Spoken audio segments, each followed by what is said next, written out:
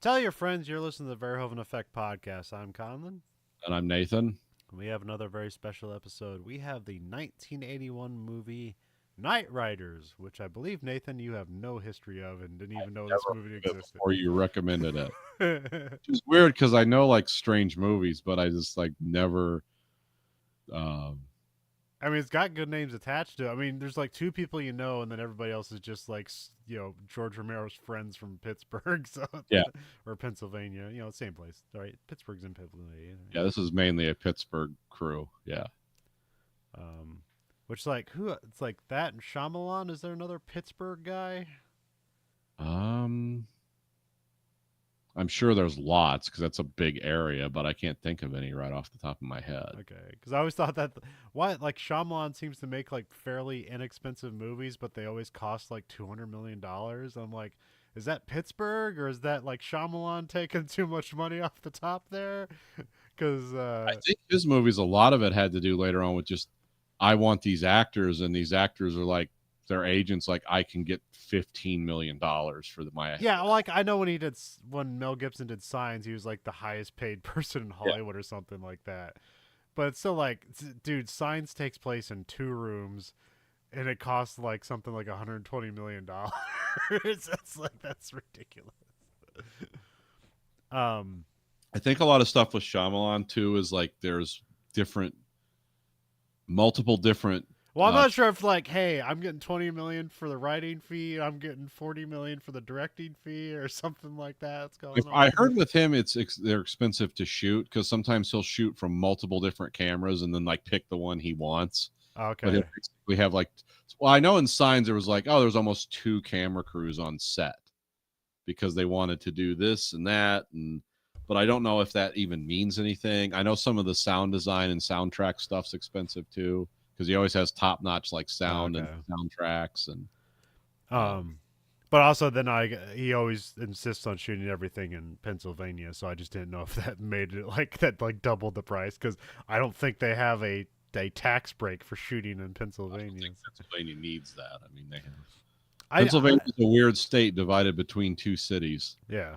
Because I've been to the center of Pennsylvania, I've been to Pittsburgh, and I've been to Philadelphia, and that's a weird transition. Yeah.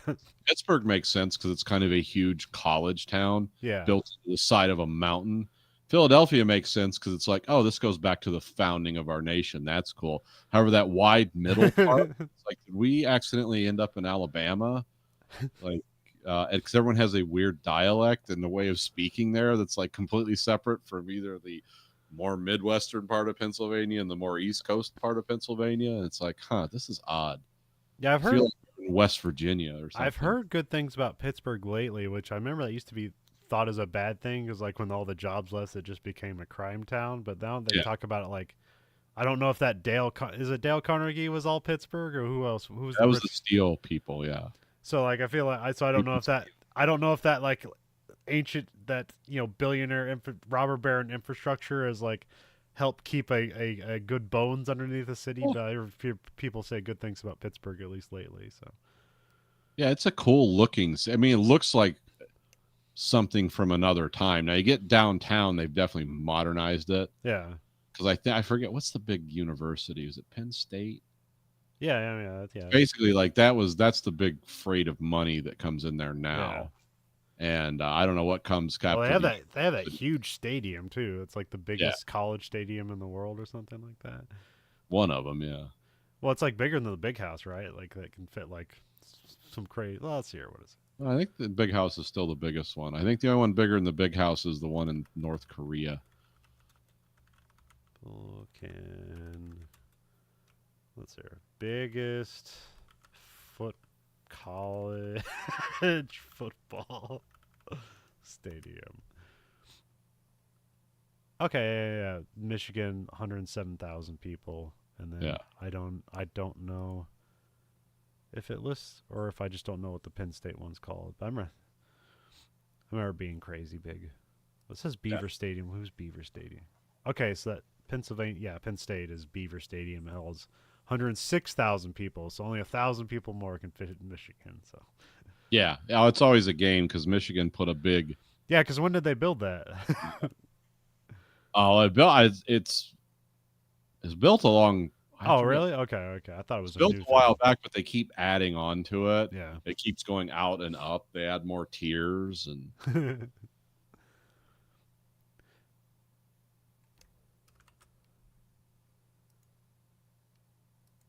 yeah, it's pretty big.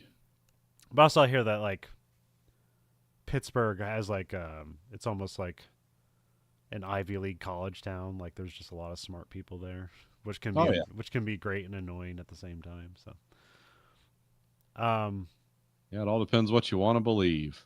That's what Ann Arbor's like too. I could run into a nuclear engineer and have an amazing conversation, or I can run into one of the weird hippies over there and they'll annoy the shit out of me. It's like, yeah, I don't know who I'm going to deal with down there. It's always interesting though.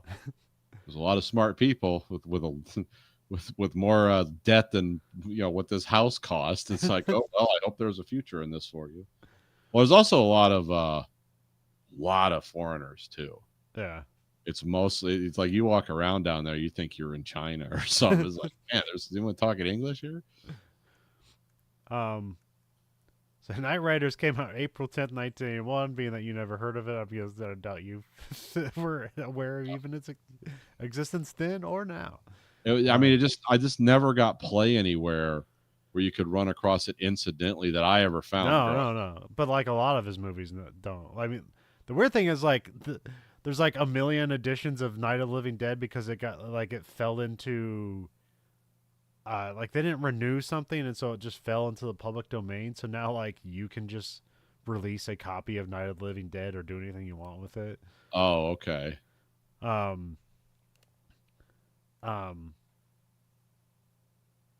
and then like I always know the Red Letter Media guys, they really like that one called Martin, which he did before this, where it's like kind of like this teenage vampire movie Yeah. where it's not really like assured that he's a vampire. It just kind of like that's the feeling that's going on in the movie. Um, and then like I remember when he did, they have the Dawn of the Dead and Day of the Dead, which those are big. And then he kind of came back and had like he did another of the Dead movie. Actually, Yeah. he did a couple of them. He did that one that was kind of a more big budget one, and then he did like the kind of Blair Witch Project one, which I heard was good, but I never watched it because I was really tired of found footage movies by then. But I heard his Yeah. one's good. Land of the Dead was like a big one. Yeah, That was sort of cool, even though I didn't understand how the economy worked. But yeah. I think Diary of the Dead's the one you're talking Yes, about. that's the Yeah. found footage one, which I heard is good. I just haven't watched it. So Yeah. and then he has the stuff like I like other movies I found I didn't do. Like was it The Crazies? Like I mean, Yeah. I've never seen that, but I know they did a remake of it, and like it takes place in Cedar Rapids. So that's um Yeah. I saw the original and the remake of that. yeah, Yeah, I did. I liked them both. okay, The remake of them or the original one is a very 70s movie, but it's still kind of watchable, yeah. and fun and amusing.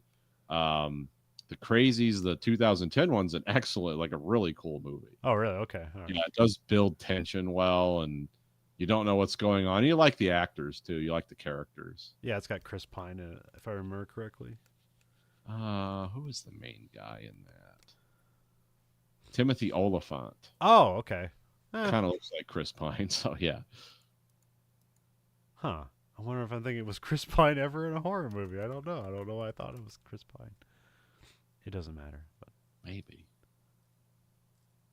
But yeah, I believe Knightriders was like he got a 3-movie deal with United Artists, and I think Martin was the first one, and then okay. Dead was the second, and Knightriders he wanted like full creative control. Okay. I want to do this my way. I don't, want a bunch of people involved in it, and it performed so poorly at the box office. Is like, well, that deal won't. Yeah, because what? I don't know much about George Romero. He's not really like a guy, and there's nothing wrong with anything. It's just I just never really followed it. I'm not really into that I mean, zombie genre. So he's almost like proto like John Carpenter before John Carpenter, except not as multi-talented. Yeah, But he's definitely like, I don't want anybody telling me what to do, and I want to make my films, and he made it happen. So, yeah, I mean, the reason why Night of the Living Dead loses its rights is because he's independent and he doesn't know how to manage his own films. So yeah, that's how independent he is. yeah. It's kind of like that. The backfire of that was that guy's the song "I Did It My Way." It's like, yeah, that's a cool concept, but sometimes you leave money on the table, Yeah. especially in Hollywood where everyone's dirty. Apparently, Chris Pine was in a movie called Carriers, which I believe I am mistaken for The Crazies. It's yeah, I could see that. I remember that movie too. That's actually not a bad movie. It's a real downer of a movie. It came out right before the first J.J. Abrams Star Trek, so it kind of got like buried Okay. because Captain Kirk was not the nicest guy in that movie. So. But yeah, but also yeah, George A. Romero was always about like bringing social commentary to like B movies. So that's definitely like his stuff is like right in the wheelhouse of the Verhoeven Effect. So Oh yeah. because people are like usually like the Night of the Living Dead, that's just just a horror movie with zombies. And it's like yeah, but it's also like a movie with a black main character who like suspiciously dies at the end, and it's like like Gets shot by the police. I think we got another one, and they just sound like the kind of like cracker South police. Yeah. It's like yeah, got one. It's like uh-oh. And then of course like Dawn of the Dead was this obvious like rip on capitalism and stuff like that because it's like we're gonna do it in a mall and just steal things from the mall, and it's like it's empty because the world's dead.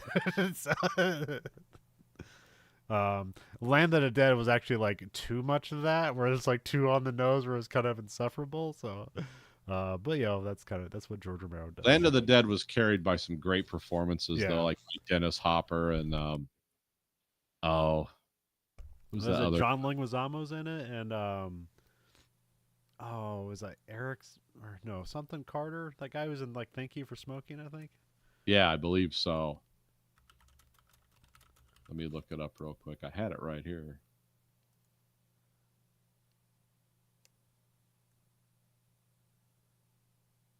Oh, Simon Baker is the guy.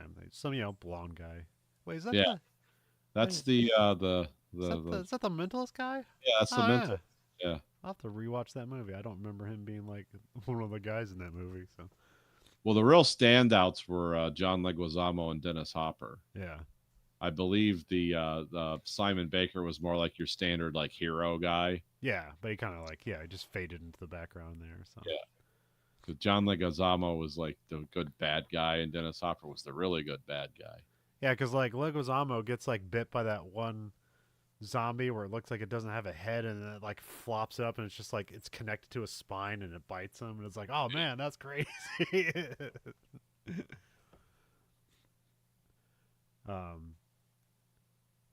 But yeah, and then Creep Show's in there somewhere. He does Creep Show, which like I don't. Did you ever watch Creep Show? It seemed to be like a big thing, or maybe it's just a big movie rental thing. I watched it once. Okay. I liked it because Stephen King was involved in the writing of it. Yeah. And but there were some things that definitely stand out. Some performances in there. Some people are like it was really scary. To me, it seemed it was like it was kind of scary, but it was also like kind of goofy horror at the same time. But yeah, I remember I watched the first one. I didn't see the second one. Yeah, I remember them saying the second one's bad, but so yeah, director is George A. Romero, of course, the Night of the Living Dead guy who had a weird split up with one of the people working on that, and then that guy went on to make the Return of the Living Dead series, and then Romero made the Of the Dead series, and that is that what it was? Okay. Yeah, there's some weird legal hangups about that. I mean, Return of the Living Dead is also a great movie, but also just a brutal and like careless movie. That's the one that's set in like an underground military base, right? Yeah, no, because that's Day of the Dead, but Day of the Dead. Okay. Return of the Living Dead has like where they're there's like the unkillable zombie, and then like they throw it in a what's the thing that burns the people? Like a crematorium. Incinerator, yeah, a crematorium, and then the ashes float above the city and fall down and basically create more zombies, and then like you have like the zombies that like pop up out of the ground, and like you have like ones without limbs and arms, like they just had people that had you know amputees that would just like race across the ground and just eat somebody alive. It's like, yeah, and the zombies were fast in that one too, and there's basically like no way to like get away from the zombies, and they're even like sort of smart, and it was just like very brutal, like you're not going to survive this, and then they nuke the town at the end of it. So but there was like 4 of the Return of the Living Deads. I never saw any of the other ones, but that first one's like really good, just brutal, almost funny movie. So because there's no hope in that movie, but there is like humor. It's weird. So Oh, okay. or there's the weird Italian zombie movies. They're just called Zombie, which I've only seen the posters for. I've never actually seen the movies. So. Yeah, no, I'm not. Yeah, a lot of the zombie stuff I just sort of bypassed. And then, the one I found some of the Romero stuff I found interesting is I like the very first one he did, one from the '60s. That was just kind of cool social commentary. Yeah. And weird black and white filming that was sort of cool looking. Yep.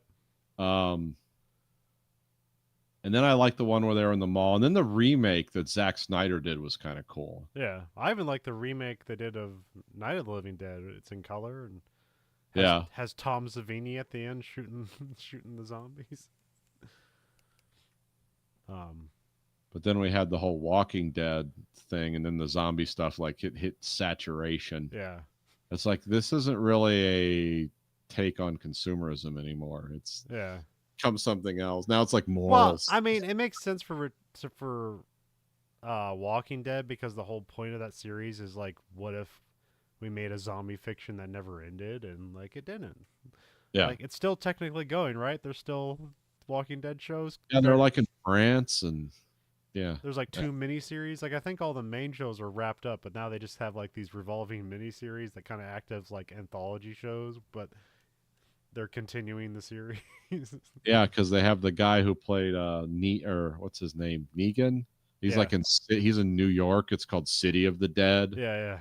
It's all about how the people in New York just adapted the city to live with the dead. And I've seen some. I don't watch it, but I've seen some like, cool stuff on YouTube. And it's like, oh, that's actually, they put a lot of thought into that. Yeah. The one where the guy's in France is kind of cool.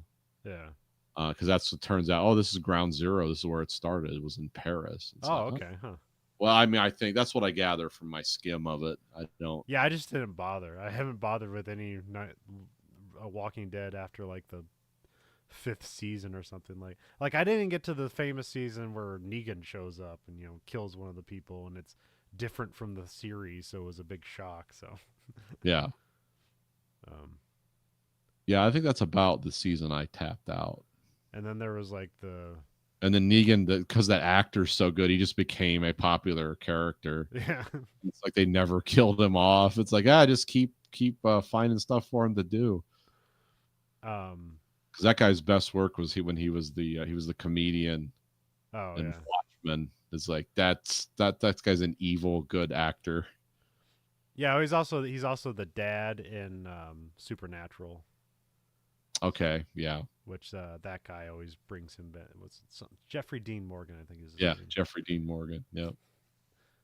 He's like this generation's Burt Reynolds or something like that. Like he doesn't seem like a great actor, but it's like fun to have him around. He was the best part of that movie they made out of the video game with the one with the Rock, where it's the giant mutated animals are attacking the city. And the Rock is like, Rampage, yeah. Yeah, and he's like some kind of scientist who understands like monkeys. And Jeffrey Dean Morgan's like, so because he's just good at the lines. He's like, did you tell him about the flying wolf yet? Everyone's like, what? He's like, yeah, it's real. The way he says it is like sarcastic and offhanded. It's like, yes, a flying wolf as big as a building. It's like, yeah, that's kind of odd. It's like, this could make real problems for us later. The cinematographer for this movie is Michael Gornick, who kind of just did cinematography for um, George Romero, like he did Dawn of the Dead, Day of the Dead, Creep Show. Yeah. Um, he directed Creep Show 2. That's right. That's right. I I'm not remember. sure if he did the whole thing or if he just did a segment, because that's the whole thing with that, right? Is it's an anthology series. Yeah. Let's see here. He did so much crew stuff they don't even list his like cinematography stuff straight up. Yeah, you got to look for it, but yeah. What else did? Yeah, I mean, I guess that's mostly what he did. Oh, there we go. All credits. Well, I'm sorry. This was the first movie financed in that 3-movie deal. Okay, well, The last. Martin and Dawn of the Dead. Oh, okay. Martin and Dawn of the Dead came out, before that. So, what's the Night Flyer? That sounds familiar. That's the one with the ship. They redid it on Sci-Fi. Oh no, this is a different Night Flyer. Sorry, this is a Stephen King. Like, looks like.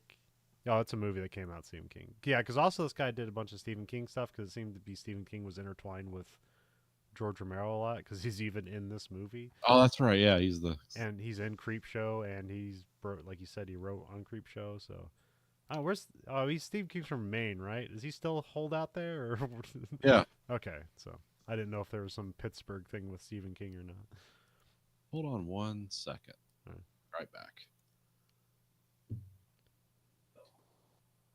Now I'll need to vamp or stretch or whatever.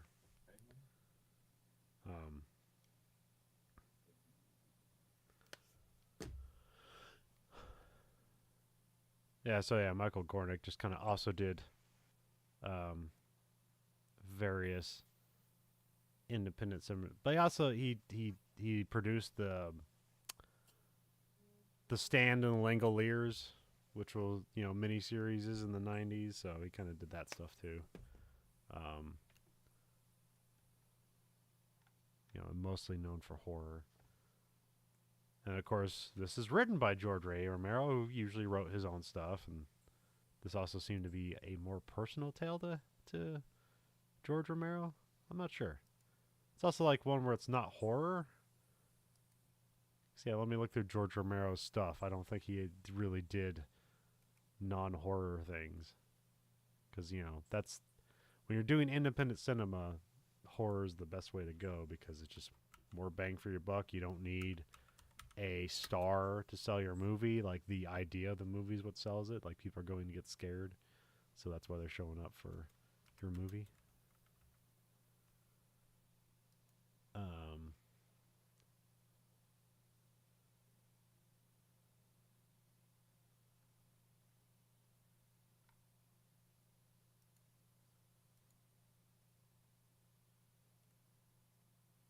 Yeah, it's Survival of the Dead. I don't remember that one. Diary of the Dead, Land of the Dead, Bruiser, Misfits, Iron City Ass. Oh, that's something else.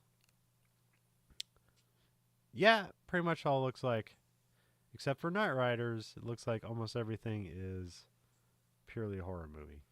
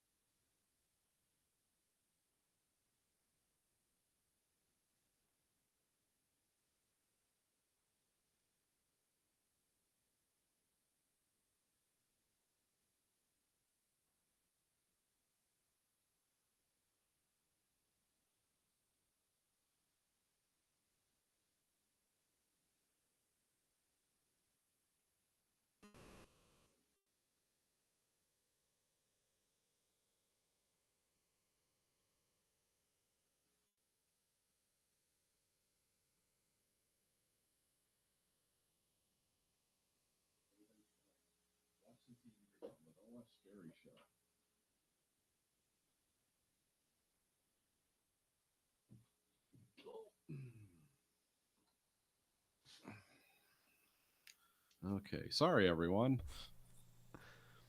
So I was... my wife was sleeping in the chair and woke up yelling. I was like, oh, okay, what's going on? But it was just a dream. So I was just going over that. This is probably, looking over his filmography, this is probably George A. Romero's only non-horror movie. Yeah. I guess he learned his lesson. Never again. Because that's like the thing about independent cinema is horror movies the way to go, because you don't have to use a star to sell your movie. It's the idea of the movie that sells the movie. So Right. Yeah, this required like a lot of like really good acting and script writing and stuff. And a lot of stunt work. Yeah, a lot of stuff looked gnarly. I was like, are these guys okay? Especially every time there's like something gets wrapped in the front wheel and somebody gets flung over. It's like, there's no way that person's not dead. But yes, no. Cut to them being popped up and they're fine. I don't know how you do stunt stuff. Yeah. I have zero experience with those kind of motorcycles. Road motorcycles I have a little familiarity with, but those dirt bike things, I don't know, how those work. I know a lot of people that have died and been mutilated from them, but yeah, I don't know how that's, and I'm assuming they're doing stunts in such a way that they're thrown off and their legs aren't shattered by the handlebars as they go sailing through the air, and but I don't know how that works. But this looks like there was a lot of stunt work in this movie. Yeah.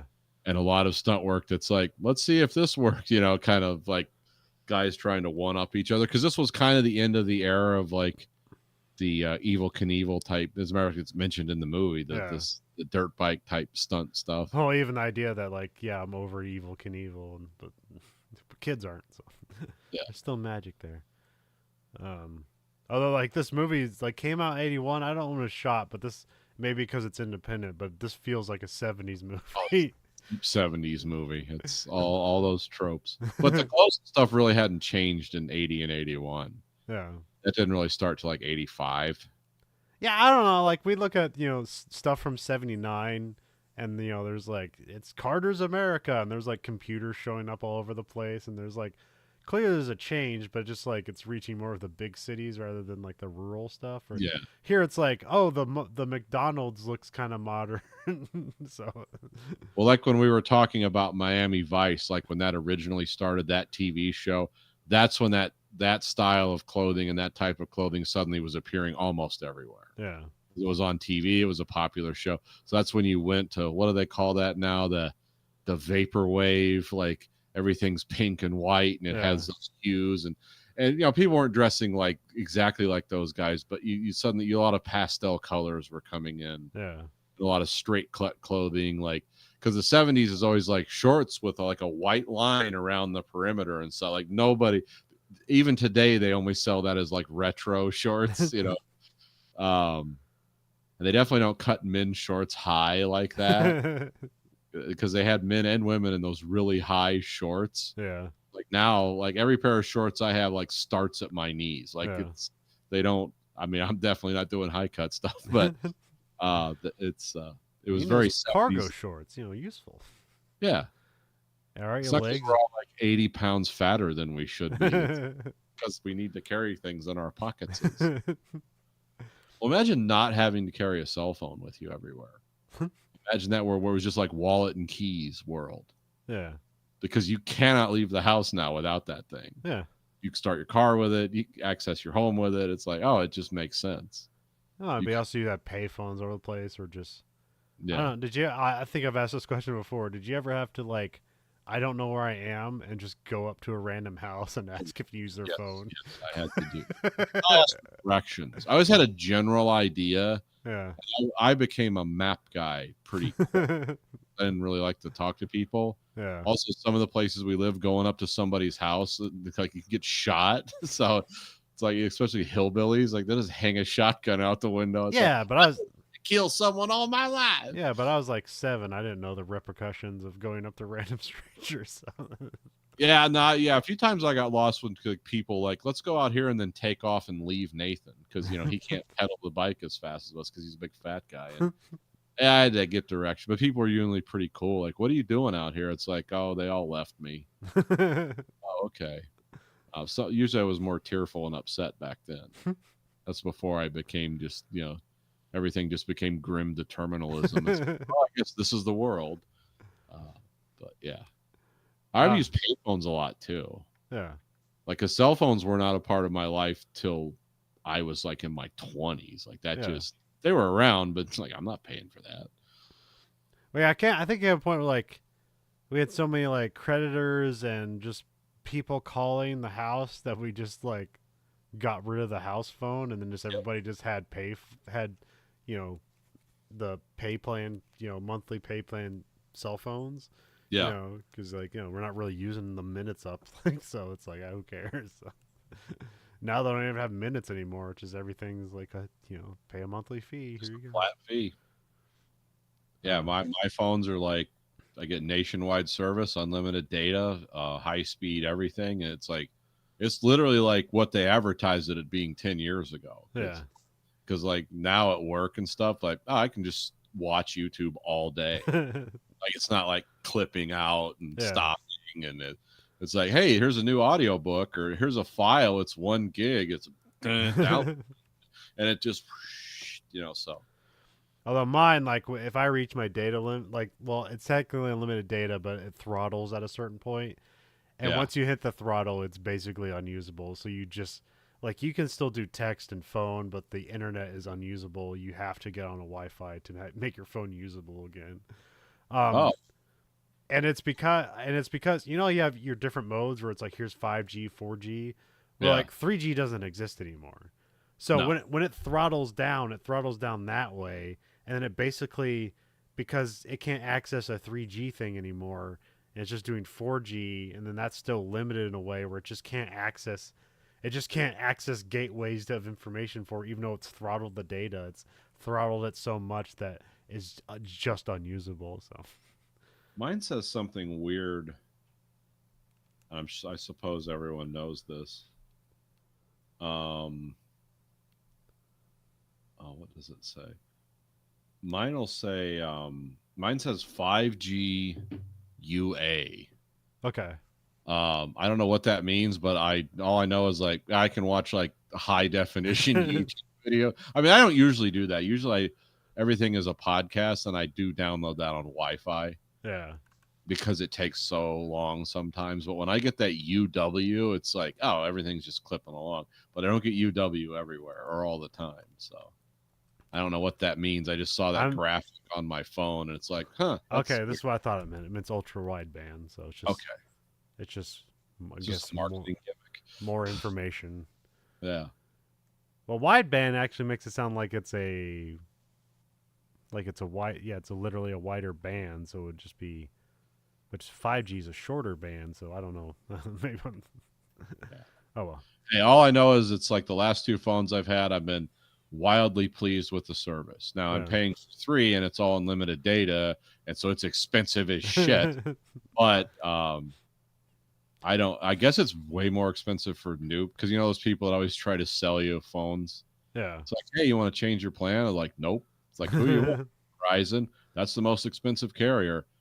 Hold on. I was with Verizon when they were called AirTouch or Vodafone. I said, oh yeah, I can't help you, man. Cause I've been with them for 18 years. So it's like, you're on the grandfather's grandfather plan. Don't ever let your kid off your plan, because he'll never get that plan again. Yeah, it was a Virgin USA pay-as-you-go phone, and then it switched to some other carrier. It switched to Sprint, or no, somebody else, and now it's Boost Mobile. But it's still $30 a month, so it's like, yeah, mine's. But also, like I almost never hit my data limit because I'm usually like on Wi-Fi when I'm at home, and that's the only time I like really use. Because if I'm just listening to podcasts and using my navigation, like I'm not going to hit my limit. Yeah. It's only when I like when I had to go to Virginia, and that's basically like, well, I have to use my phone for everything. It's the internet. Like that's when I was hitting my data limit, and it was really fun to like hit your data limit for navigation in the middle of Virginia, like in the mountains, and like it's not really touching that satellite as as quickly as it used to. So Yeah, you're just coming down a mountain. It's refreshing every 20 seconds. It's yeah, like, oh, now you're here. Now you're here. Now you're yeah, here. yeah. Yeah. The cast is Ed Harris, which this might be the biggest actor George Romero ever had in a movie. I think so. Yeah. um, Gary Leahy and Tom Savini. So yeah, it's Ed Harris, Tom Savini, in kind of a tangential sense because he was kind of a great character actor, but mostly like a special effects guy for most of his career. Yeah.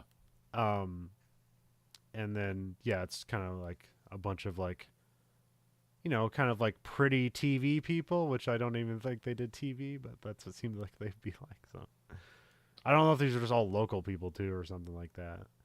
Where there's like one guy, I think the guy who plays Steve the lawyer, he's like a writer. He's written a bunch of scripts of things you Yeah. kind of know. Yeah. I remember I'm reading the book Stephen King's Joe Hill, which is the pen name for Stephen King's son. He was talking about being on the set of Creepshow when his dad was playing the guy who gets turned into a plant. Yeah. And he was hanging out with Tom Savini. And he had all this crazy special effects stuff going on, and he was like, I forget, what did he say? I forget. I don't know how old Tom Savini would have been during Creepshow, maybe in his 30s or whatever. And he was talking about what was his thing? Joe Hill was asking him like, and I know his name's not Joe Hill, but I don't know what his real name is. I think it's like Arthur King or something.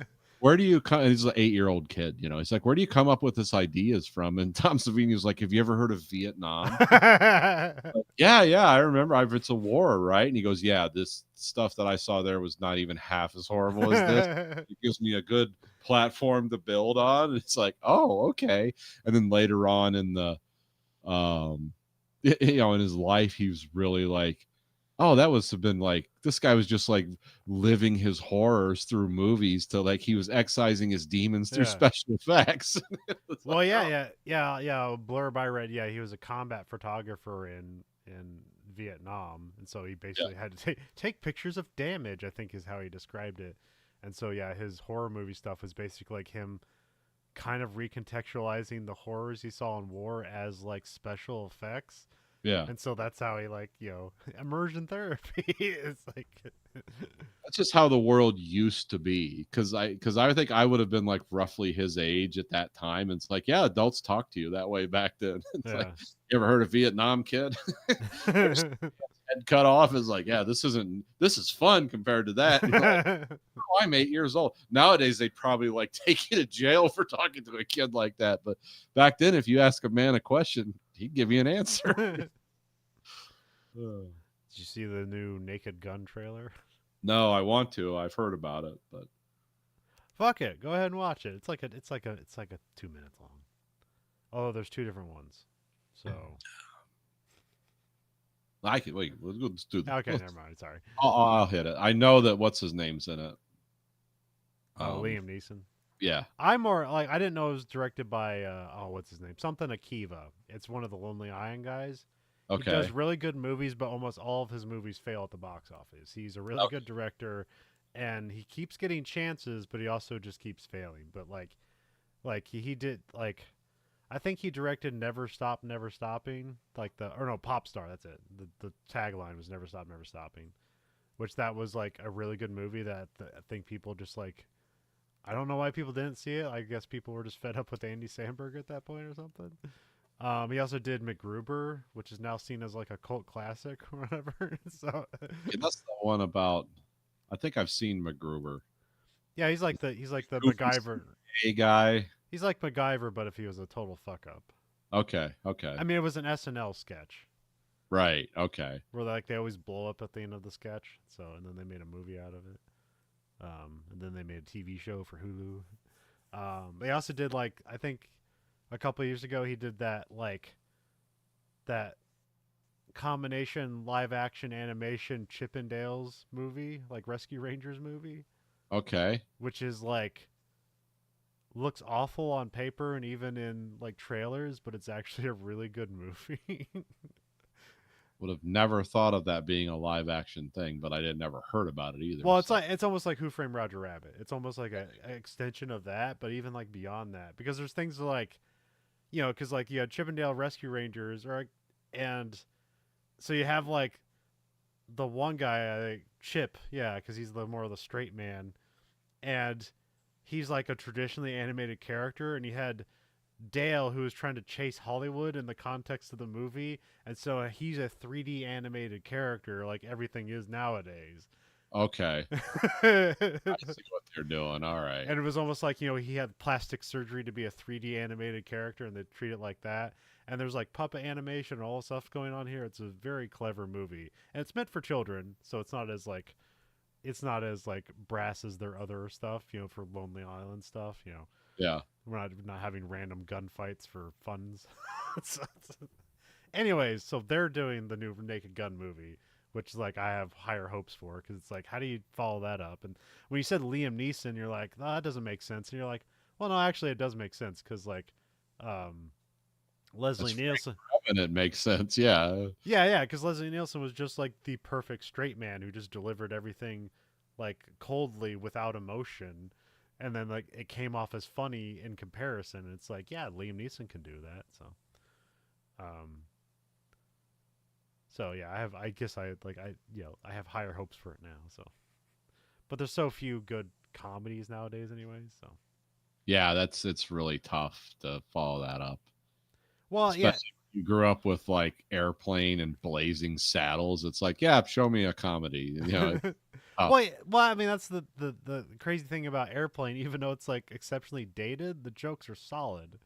Yeah, oh yeah. Because you can understand the situation, where it's like a lot of jokes nowadays like have to always like reference something modern, and like it becomes immediately dated and loses its fun over time, because the technical structure of the joke isn't being like catered to. Whereas like an Airplane, it was like, well, you can remove every reference to the time and it would still be a funny as hell movie. You just have to know things, concepts like an airport or an airplane or a flying.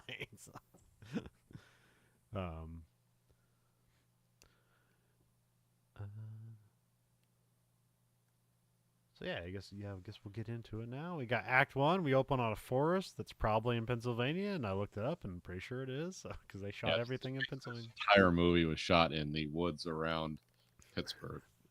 Which Pennsylvania, by the way, is really could actually double as like a medieval backdrop. Yeah. The woods there are dense and they go on forever. There's a lot of hilly features. Like we have dense woods in the Midwest, but it's generally flatland. Yeah. There, it's all hilly and stuff. It's like, oh, this looks like an Yeah, that's adventure. where you fall down a hill and hit a tree and no one ever finds you ever again. Yes, exactly. Or you ride a motorcycle through mountains and it's like, this is wild. I'm on another planet. Yeah, because I actually did that. We One get of my best memories. we get Billy, or King William. He's just listed as Billy in the Internet Movie Database. Yeah, This- King Billy sometimes. Yeah. who's this is Ed Harris. He wakes up on a crow cause, which is kind of like his whole like, his like vision here that will like be the bane of his existence. Then a naked woman wakes up beside him, like the most 70s naked women in this movie. Like every woman is naked in this movie, but yeah. So, And they all have just, like they got like, human breasts. yeah, well, no, it's like so. It's plants. like it's like those weird. I don't know why I'd call it 70s titties, but it's like ski slope with puffy nipples. Like I don't know. It's just, and A lot of that has to do with there's a few reasons it's conceived that way. Number one, the bra technology they had back then for holding things up and how it gave them structure was a lot worse than it is now. Okay. And another thing is the hairstyles back then were so much different. It almost like the hairstyles and the makeup were so different. The way the coloration was and everything, the nipples were always like stand out. They're like, pow! It's like, okay. But because you realize like, oh, how makeup and stuff is done now and hairstyles, it's like it's not the same thing. And there was something in the 70s about making everyone look vaguely wet, moist when they were Yeah. naked. Like they would film, like I think they would smear oil on them.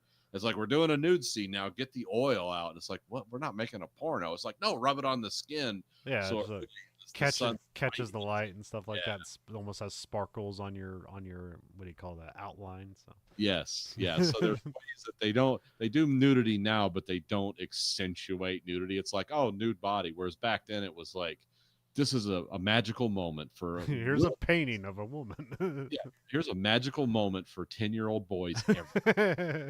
Remember this. So yes, I'm pretty sure this movie's rated R, so pretty sure.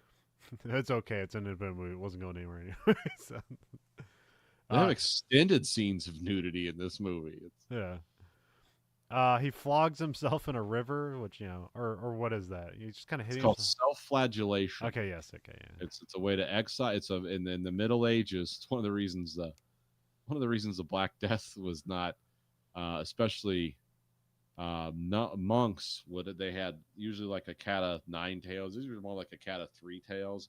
But they would say Latin prayers and just whip themselves in the back. And when the Black Death came to town, a lot of priests were like, in the embodiment of Jesus, I will whip myself and suffer so that the sin that has brought the disease to this city will be extirpated. And what they didn't realize is they were throwing blood around everywhere. Of course, everyone would come out to watch because people were really bored back then. It's like, someone's getting their head cut off. Somebody's whipping themselves. Let's go watch. And then the crowd gets covered in blood, and then everyone dies of the Black Death. I don't know how true that story is, but it sounds cool. But yeah, it's an act of atonement for sin. Okay. When you hear people say, "Oh, he's flagellating himself on the internet," it doesn't mean he's performing a sex act. It means he's publicly. Why can't it be both?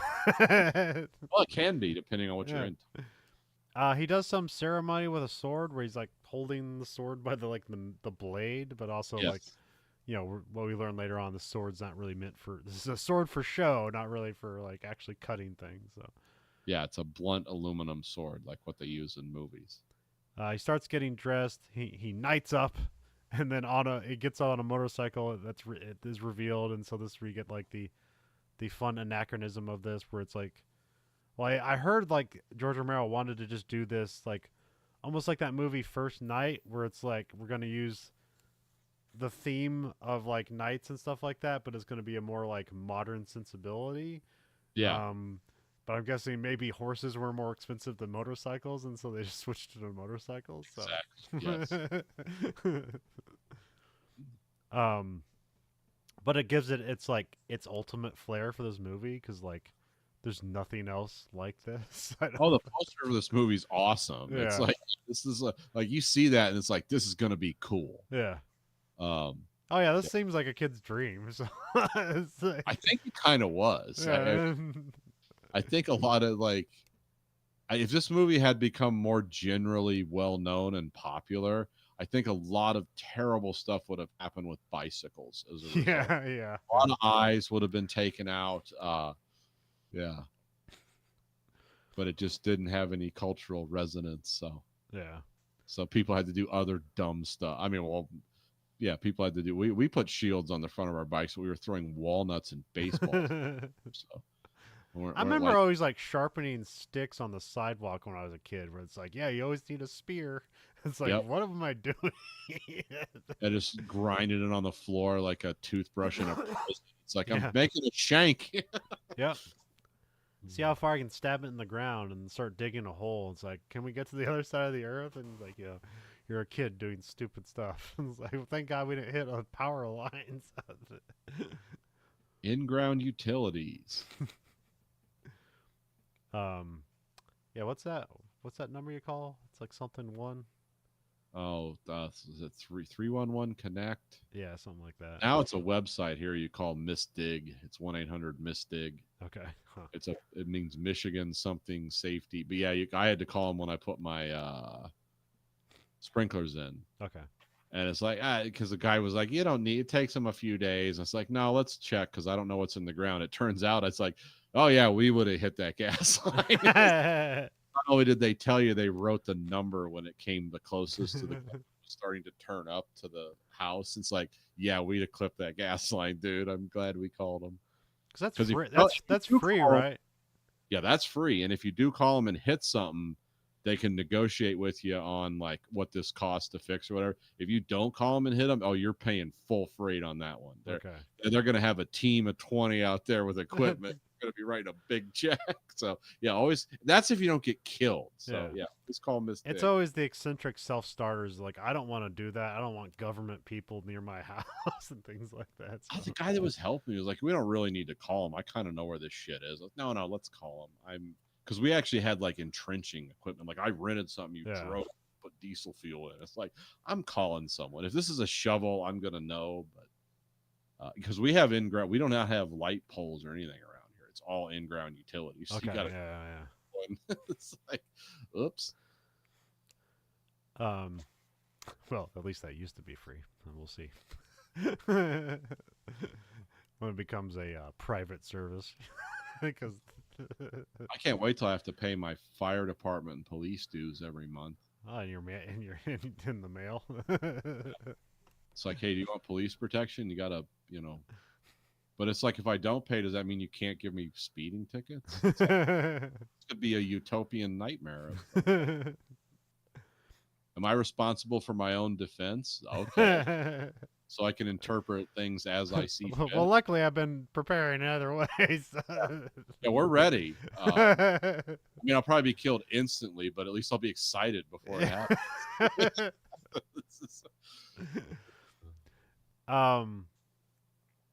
So yeah, Billy knights up, get the motorcycle revealed, and he drives out of the woods. I think it's Lynette is here. That's the lady with him who, like, I don't think she was like really in any other things else, but she's a very pretty lady they found in Pennsylvania. So she's like a TV type actress. Okay. But when you look her up, it's the first thing that shows up is this movie. Yeah. A lot of people's pictures in their profiles, they either don't have a profile picture or it's from this movie. So yeah. Yeah, she's a very beautiful woman. We get the titles Knightriders, Knightriders, and it probably doesn't help it that there was a TV show called Knight Rider, which was way more popular than this, and probably the SEO on it probably drowned this movie out. I'm not sure. So yeah, could be. Because this came out before Knight Rider, right? Yeah, I think so. Yeah, because I think that Knight Rider was like 83, 84. Okay.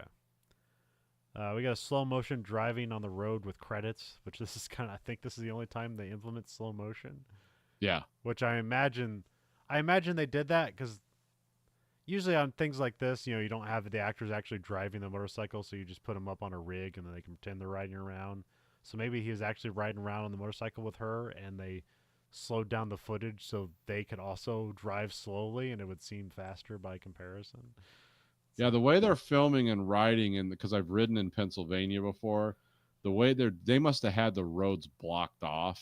Yeah. And so they were trying to get as much traction out of the footage as they could. Okay. Because you're never going down those twisty hills like right in the middle. Somebody could just come right around the corner and hit you. They're driving a lot more nimble motorcycles than I ever did, though. Even their road bikes in this. Yeah. Those big Honda CBXs. Things had a lot of power. So yeah, like the one King Billy rides, it's not the one with the shield on the front of it, but it's actually a road bike. Like those were pretty. Oh yeah, it has it's like a weird custom. It's got a bunch of like exhaust pipes at the bottom. Yeah, it's got the 4 pipes. Yeah, it's that's actually what they look like in real life. Oh really? Okay, I thought it was a custom job. So nope, the 4 pipes they stretched right in the front. It was kind of cool looking. We cut to there's a Ren fair going on. There's a crew that's prepping for the night game, so they don't actually kill each other. So they're like sawing the lances so they'll break. But that's the weird thing here is like it's like they're doing this is all for show, but they got to do enough damage to make it look real. So it's almost like it's like a pro wrestling match.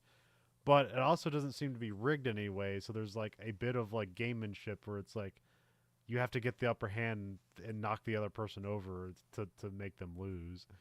But it also seems like, they're not worried about concussions here much, except when it comes to Billy, who seems to be constantly in pain and getting hurt every time he does anything. So,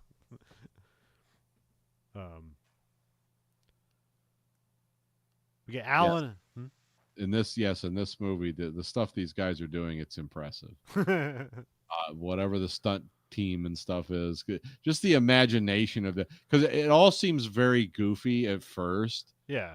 And these guys like start doing this stuff, and it's like, oh, this is like dangerous. Like these people would be in wheelchairs. You couldn't do this once, let alone on a weekly like town to town traveling circus. Well, it's also kind of this fun kind of like DIY, like fourth wall breaking element of like this isn't just like these guys in this movie doing this production stuff. This is the actual production of the movie. Yeah. This is made with aluminum foil and paint. It's not real armor. This is rubber. Yes. This is very Gwar like armor. There seems to be motorcycle helmets under, like they glued that stuff onto motorcycle helmets. Sometimes it just seems like these guys have cardboard helmets on. Oh yeah, there was a few of those. I think some of the bigger actors actually they like glued it to an actual motorcycle helmet. Yeah, well, especially when they get the new outfits at the end, that's their costume is molded around an actual motorcycle helmet. Yeah. But like sometimes with the night stuff where they have like the the little visor that pulls up, that all seems just like flimsy, like put That's together. Yeah. I mean, it still could be attached to a motorcycle helmet because like this is back in the day where a motorcycle helmet is like, well, as long as you have a contraption over your head, then you're fine. They didn't really have face masks were mandatory back then or anything like that. So yeah, I forget because I always rode real helmets because I didn't want to deal with that. Some people they had like fake helmets, like they look like real helmets, but they didn't have all the crash padding inside them. So lightweight. Yeah. And it's like, what do you do? Because they're still. See, the thing is, the helmets get really hot. Yeah. And like when I was riding in the summer, even when you're moving, if the sun's, and of course I had to have a black helmet because I was riding Harley Davidson, so I had to be cool. And yeah, even when you're driving and stuff, and they have vent holes you can open in them, but they get hot. Yeah, I understand that, but I also wore full leathers all the time, suicidally, because I imagine my skin hitting the road, and it's like, oh, I'm wearing crash leathers, which have the Kevlar inside them. So yeah, when I got off the motorcycle, it was like I was like moving in a spacesuit because it didn't quite bend right because they were just reinforced. But it was really nice when you're riding long distances because you kind of let your arms relax. And just the struts would hold your arms, like you could still control the bike and stuff. But yeah, some people would wear like I'm putting on shorts and wearing a fake helmet and wearing flip flops. It's like go with God, man. I mean, it's like, I of course had to get off and like undress. I get it that's a pain in the ass, but they also designed the clothes so they pop off quick. But yeah, the weird small helmets and stuff from the 70s. It's like that's dangerous. I mean, riding a motorcycle is dangerous as shit anyway. It's like to give yourself a little bit of an advantage. I quit doing it, so because not because anything happened to me, but because a lot of things happened to people I knew that were permanent and horrifying. So it's like, well, this is cool, but it's not. I guess if an apocalypse happened and everyone died with me, I would probably get back into motorcycles because there wouldn't be anyone to crash into me. But then the deer would do it or something. Yeah. A raccoon. Hitting a raccoon in a car is like annoying if it does damage to the body of the car. Hitting a raccoon on a bike is like, well, this could be life changing, let alone a deer. Northern Michigan and Clydesdale. I remember there was a guy. I think there's a video on the internet of it where basically a guy's like on some kind of like Kawasaki super bike or something like that, and sees a deer. No way he's avoiding it. So he just guns it and splits the deer in half. Yeah. Use physics to your advantage. Yeah. That's a hell of a decision curve. I think that guy was on a very powerful bike too. Yeah. So I believe you hear like the turbo or something, like and all of a sudden, yeah. It's like, oh, he made it. Now I think the bike was destroyed, but he made it. Yes. He didn't like flop off sideways because he was trying to avoid it. It's like, no, straight line it. So. Hang on. I mean, you're tucked down. You got a windshield over it, so you just got to split it with the wheel, and you're good. So. Just hope the spine snaps before your head hits it. But yeah. but also a 1 in a billion chance. So. Yeah. You got to be on the right machine at the right time and have the right mindset. It's like, I am an arrow. um, but yeah, it's like there's obviously the stupid people like it's like was it nurses called people who ride motorcycles organ donors or Yeah, I guess donkey just cycles. I man. did update my driver's license to say I was a full organ donor when I was riding them. But It's like, just make sure yeah. don't like prematurely. I was young But enough people would want to harvest my organs. But like that's the stupid people that didn't ride with helmets and stuff like that. But even the people who did, it's still like, man, you're on the road with other people who don't know what they're doing. It's like anything can happen. So I put my pegs through the side of a minivan. I had guys pull right out in front of me, and I had to slam on the brakes so hard the suspension compressed fully around. It's like you got, and then they roll down the window. Sorry, it's like you're a fucking asshole. Get out of my face.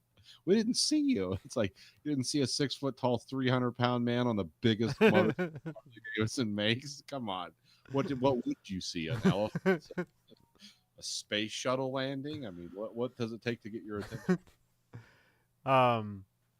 Yeah, we have Alan, who like this is just like he looks like a totally like a TV handsome guy. I don't. This very 70s, 80 like doctor on a soap opera looking Yes, guy. yes. Because I thought I knew who he was, and it's like, no, I don't know who he is, but he is an archetype of a man. Yes. Okay, I get this. Oh man, there's somebody in mind who he looks exactly like, but like there's also like almost every. Couldn't think. I know what you're talking. There's almost about. every guy back that he was a '70s hunk guy. He has like perfect teeth and a chin. Yeah. And he's kind of well built, and that's about it. So. And then you have Morgan, played by Tom Savini, who also looks good in this movie because I don't know he was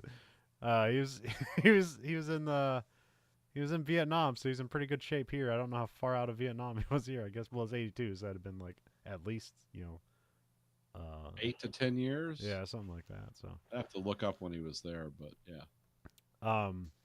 Yeah, because here they like tout him as being like this big muscly guy, which like he's got muscles and he's toned, but he's not really a big guy. But yeah. But also like for like his thing was he was an effects guy, and here he is like kind of holding down pretty well a major part in a movie. It's kind of interesting. Like I think this is probably his biggest movie roles. Like he always does small stuff other than this, but I don't know if he ever did anything as big as this or. Yeah, and outside of Ed Harris, he had the most. Ed Harris just had to be the most sincere version of King Billy he could be, and it's like, why do I feel this way? Why do I make these decisions? He had to portray that. Tom Savini had a very complicated role because he had to be the good guy, the bad guy. I'm not necessarily against you, but I disagree with you, and we're gonna fight, but I still love you. It's like he had to do like a lot of different. He had to carry a lot of water in this movie. Yeah, he does it well for what it. I mean, it's clear that everybody else is in a B and C movie, and Ed Harris is in an A movie. Like, nobody levels up to Ed Harris in the movie, but also nobody's character is as fucking weird as Ed Harris in this movie. So, yeah, Ed Harris, like everyone else, can just kind of walk a straight line. I'm the good-looking guy. I'm the hero. But the good guy / bad guy in this movie, like that was a tough role. Yeah. And because Ed Harris is not necessarily the good guy, he's just the demanding guy. Yes. And Tom Savini is like, I know he's kind of betraying him, but I understand why he's betraying him, because it's like, hey, I'm not going to go out and risk my life on these machines every week, so you can live some weird honor code of a world that does not exist anymore, and probably never did. For some reason, I feel like this is like a weird biography for James Cameron or something. This movie is, for me, is what I call the danger of nostalgia. Where in this case, it just manifests in like, I want to be like King Arthur and the age of chivalry and the Knights of the Round Table, and it's like there's nothing chivalrous about that time. Most knights were part of royal houses or in the royal family, which meant they were awful. And 99% of everyone else lived to be 25 and died screaming. It's like there was nothing good about that time, but in nostalgia wise, it's like, oh, this is cool. Yeah. Yeah, and And like this is my world. these are the people that were like born in the 50s and like that was their nostalgia was like for the knights in the old time where it's like the 50s were like the nostalgia for the people that grew up in the 80s like or for the the parents of the people in the 80s like their nostalgia was for the 50s, which is why everything in the 80s was about the 50s. What do they say? It's like the 30-year arc. Yeah. Yeah, everything, all the bad. There we go.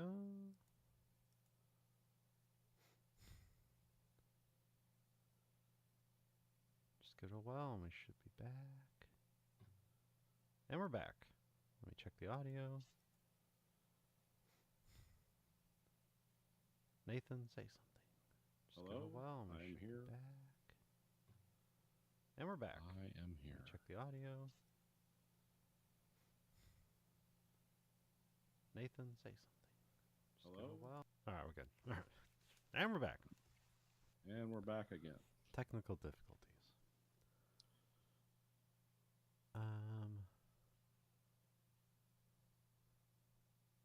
What are we talking about? 70s people and stuff like that. Oh, the power, the trap of nostalgia and destroying your future. um.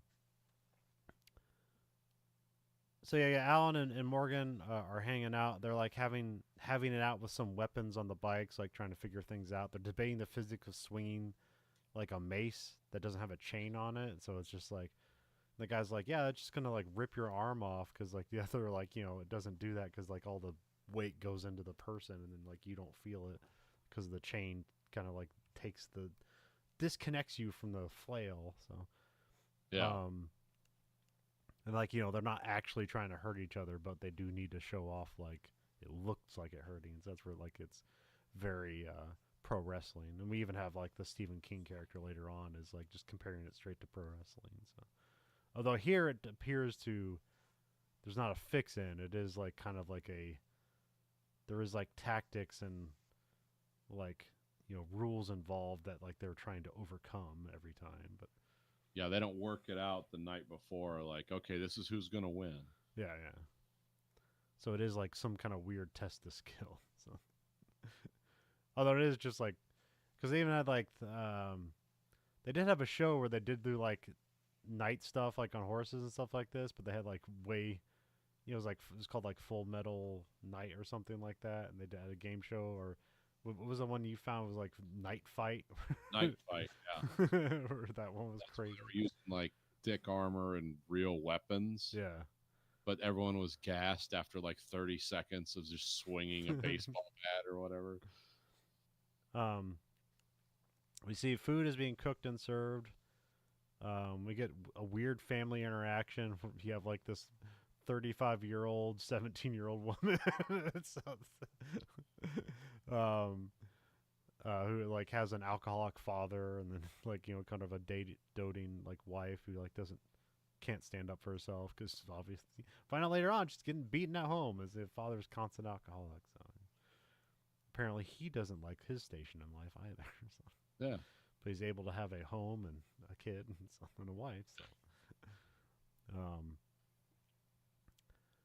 So, we get Morgan and the mechanic have a thing for each other. I think it was Angie is the name of the mechanic. Yeah. Which is a fun little thing because obviously her whole thing is kind of like she's like this tomboy kind of character. So, it'll be a constant relationship throughout this movie. Then we have Julie is like she's supposed to be a teenager, but this is clearly an older woman. But she is wearing kind of like a young lady kind of late makeup going on here. So, and she also looks very much like the actress, the Lynette actress, which I don't know. That must be on purpose, so because later on they have like Alan and Lynette are like begin a relationship that like I felt like came out of nowhere. Like I didn't, or I missed something. It seemed like there was probably a sub story that wasn't being told. But then it sort of made sense. Like that's why Julie looks a lot like her because this guy's like living out a fantasy with a younger lady that looks like her or something like that. So, So yeah, Alan's riding around. He avoids hitting her, and he falls over, and then she clumsily tries to help him up, and then he invites her to go for a ride, and so they head off, which that feels like very 70s, because like this was like that's how you get killed nowadays or whatever. So don't go anywhere. Stay home. Look up the danger on your phone. Um, the cops come by looking for a permit, which they have a permit written by the sheriff, but like the cops aren't accepting it, and like they're like saying that like they don't have the right facilities to like hold this event. It's like you don't have an ambulance or like a fire marshal or anything like nearby, which is true. Yeah.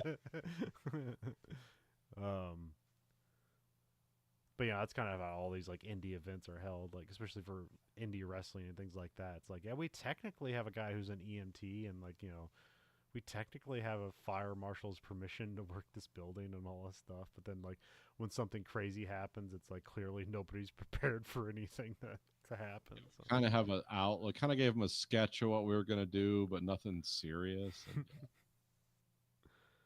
And, um. But then we have Alan drives out and he picks up Billy as they head back because Billy and Lynette just had sex in the woods for some reason and then just like are heading back to the Ren Fair, um, because this is like a traveling troupe and like I don't know how far they go, what their circuit is, but that's kind of how wrestling worked anyway. You wrestle a day in a city and then you just move on to the next city and you just start do the circuit over and over again. So, Billy comes to a situation where like the cops are there, and he says it's wrong to pay off the cops, and thus refuses, which is an interesting thing throughout the movie. Like one I was thinking like the cops were legit, like oh yeah these they aren't on the up and up, like people could get hurt here and they don't have the right things, and then it's like no this cop's just looking for money. It's like oh that's terrible. shakedown guy, yeah. But I should have known because they had him be overweight, and that means evil. So. All fat cops are evil. Or dumb, um, then we cut to the games begin with the knights fighting. We see Stephen King and his wife are in the crowd. Stephen King was constantly like eating a hoagie, and then just Yeah. like commenting about how like none of this is real. Which is kind of funny. So, Oh but, yeah. but yeah, like He's credited as the hoagie man. yeah.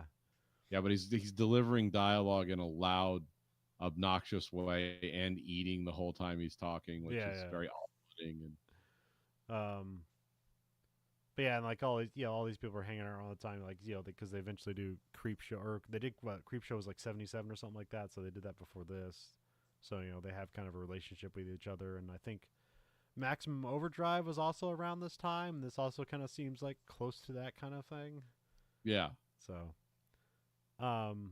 According to Stephen King, he was so blasted out of his mind on cocaine at this time, he doesn't really exactly remember Maximum Overdrive. yeah, So yeah. it's like, yeah, but the way the movie turned out, it's like, I believe Stephen King. Billy and Lynette take their seat on their thrones, which there's also like that's a pretty big crowd for like the middle of nowhere they're doing here. So Yeah. I don't know if they're making enough money, but I don't know. Some lady handed over a $5 bill, and so like 1981, that's got to be like handing over a $50 bill nowadays. So Probably something like that. there's like a bike stunt show with the knights jumping ramps and stuff. And they're also like nearly hitting the jesters, which is an interesting thing going on here.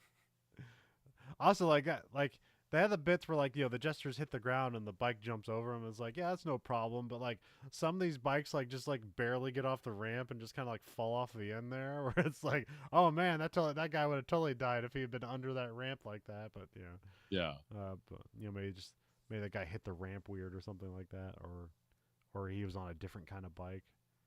I don't know what they call those, like the side hack bikes, where it's kind of got like the sidecar that you stand on.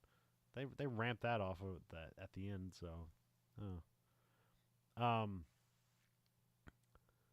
they have a jousting competition. A guy gets thrown off his bike. There's a lot of times where people just jump off their bike and they're just like floating in midair as their bike like flies away. It's kind of funny. Here, like the bike nearly gets loose and keeps going and almost runs into the crowd, which is a good setup for later on because it's like, well, that's a clear danger. Like maybe we should put a fence up or something. But not a lot of fences, in I guess in the production trucks here. So Yeah, this is kind of like those. Oh, what do they call those? The enduro races. Where the people just line the road, and yeah, it's yeah. you hope the car stays on the road because if it goes into that crowd, like 100 people are gonna die. It's like that, and like big golfing events where people are just like a tunnel, like at the driving stand. That's like I would never stand there. Like I know they're professional golfers, but it's even funnier when they have like pro-am stuff. And so there's a lot of people there, and then amateur golfers or people are just celebrities, and then they just fucking slice a ball right into somebody's noggin. It's like, yeah, that's what you deserve. um, yeah, so yeah, the guy who lost the joust, he has his face is covered in blood, so to show off like this isn't like staged. There's real repercussions to this stuff. Like, yeah, they cut the lances so they don't take the full blow of these like things getting hit with you, but they're still getting knocked off their bikes and stuff like that. One of the knights is a lady, which surprises Julie and the crowd, which this is Rocky. Oh, okay. That's like her character name. Like I don't. I kind of looked at her intermovie database. She seemed to be like an interesting character. Like I don't know what she did. I don't know if she was like a stunt woman. They're like, yeah, be in this movie, or like what her history is. But like she's definitely an interesting like character in this movie. Um. Then we have Morgan. I think his name is Sir Kay. He's like one of the Black Knights. Okay. Which I don't know if it's like Sir Kay or like his name is like Sir Kay or something like that. Like almost like circus. Um. Or maybe it's Sergey. I don't know. What is it? There was a dude. There was an F1 racer. His name was. Let me look it up. It's a weird name. His last name was Sirotkin. Yeah, Sergey Sirotkin. That was an F1 driver. That's a heck of a name. You always get the greatest names in F1. It's just all this like old money that you don't know coming out of nowhere. It's like, who's this guy? It's like, oh, his parents. His grandfather's grandfather. Like started a monopoly in the textile business, and then they've been Yeah. running off the money ever since. Yeah, he's just a robber baron from the age of. um, um. So yeah, so Morgan and Sir Kay like draw in the joust, and so now they're on foot, and they. Oh wait, no, they don't do a foot battle. That's one of the options I think. But here's where they get like the side hack cars. Um. Yeah, it's like bike chariots almost, and like so, yeah, well, they get driven along, but the other guys are kind of like standing up, and they kind of fly by each other and try to knock each other off the thing, which seems like Oh, which seems like a neat idea and incredibly dangerous, but also seems like something you'd have in like American Gladiator and stuff like that. So, although there would be like a bunch of like nerfed up helmets and baseball bats that are just like those like pool noodles and stuff. You ever a big American Gladiator guy, Nathan? I remember watching the show a few times. It was always entertaining. Yeah. I don't know if I ever saw like an episode live. I just always remember watching on USA, and I think it was just reruns of the show. I don't think I ever saw it like when it was new. So, Yeah, it's probably my. but like Uh, that chorus where they have like all like the weird kind of Tetris cubes, and they have like the guns, and then you have like the gladiator with like the tennis ball gun shooting at the guy. Like that was great. I like that one. I do remember. And also those big hamster balls stuff. That was always fun too. So. Uh.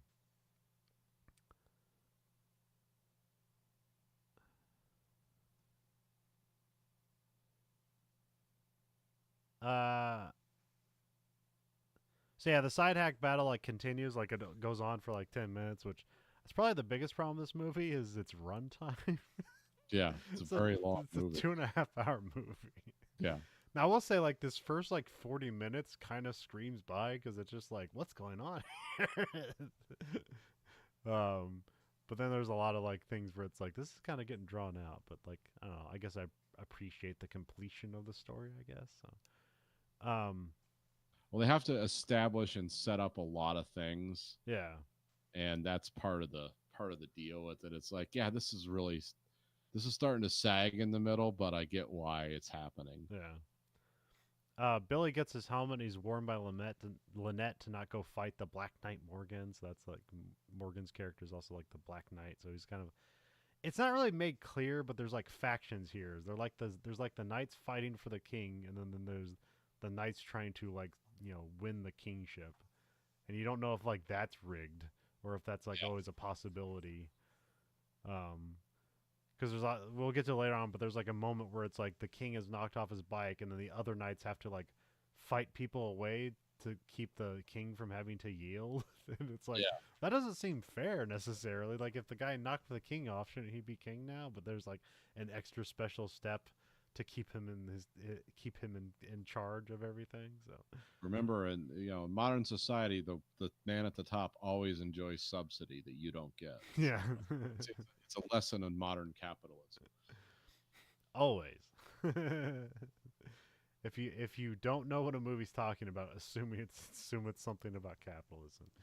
Whether it's wrong or not, it's always about capitalism. So, Yeah, you can make that argument pretty easily. You yeah. don't have to do a lot of jumping through hoops. Is there unfairness? Capitalism. Is there somebody telling you you're not working hard enough and they're living off of like the profit of your labor? It's capitalism. Um,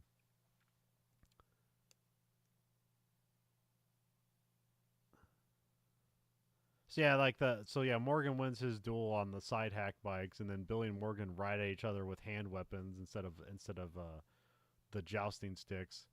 Now it becomes more of a race and chase where they're kind of like, it almost seems like there was a track at first, but then they're just kind of constantly like swinging around to try to like get behind each other to hit each other with weapons. Yeah. Um, the knights like protecting the king like start mounting up, and they're trying to prevent Morgan from making the king yield. Billy gets knocked off his bike. The knights swoop in. We see like Billy is bleeding. He kind of like has a bunch of blood flies out of his mouth, or it must be his neck because it's like the neck wound that becomes a constant bear throughout this movie. Yeah. Even Merlin says like he like nearly missed the carotid artery or something like that, which I'm wondering if the wound eventually tears into the carotid artery or something. But this is also where we have like the Stephen King characters like they just had like a packet of blood in their mouth. um, the announcer calls for a stretcher, which you don't know like is this real or not. Which that's a constant thing in wrestling. There's always like a they call it the the double X, or sometimes the dreaded double X, like when a referee throws up their hands like this, that means someone is actually injured and we need to stop everything and get the injured person out of here and to medical attention. Um, and so any other time that happens, we're getting a stretcher out here and you don't see that double X, it's like, okay, this is a part of the act. So like this is the act is that they got injured in the storyline, but not for real. Or sometimes somebody is not too injured that they can't wrestle, but they need to like take time off, and so they'll do like the match will start and then they'll just get like beat with a weapon, and then like the match is like considered like they'll throw the match out like it's a disqualification, and then that person can then go get real medical attention or surgery or whatever, and it's like they've been written out of the storyline, and it's not like random. It's like, okay, there's a storyline reason why they're not wrestling at the moment. So Oh.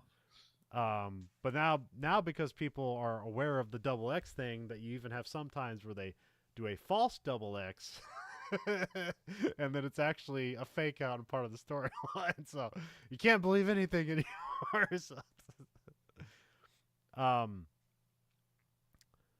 or yeah, weird stuff like was it Brian Danielson? He broke his arm like in the first 2 minutes of the match, and then he pretended to have a seizure while he figured out how he's going to finish the match, and then wrestled for another 25 minutes with a broken arm. So wrestlers Yeah. are wrestlers are crazy. So, um, but again, like yeah, none of these guys are going to a hospital. Concussions clearly seem to be a problem, but everyone's just like, just rest it off. So, well, that's also the weird thing with the Billy character is that he seems to be.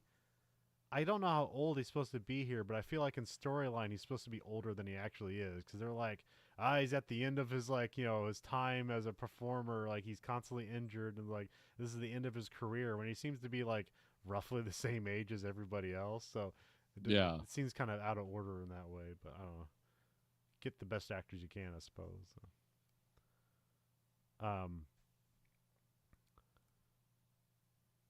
Uh. Oh yeah, this is also where like Alan tangled up a Morningstar in the front bike wheel of a guy, and the guy takes like a wicked spin off his bike, where it's like somebody had to die on that one. There's anytime they get something tangled up in the front wheel, one that feels unfair, Yeah. two it seems gnarly. So, That seems like a good way to kill someone. yes. Oh, did you ever have like a moment where like something got stuck in the front wheel and you had to go over your handlebars on like either a normal bike or a regular or a motorcycle or anything like that? That happened on a bike when I was a kid. Yeah. And that probably gave me a concussion Yeah. because I just flipped straight over into the ground. Yeah,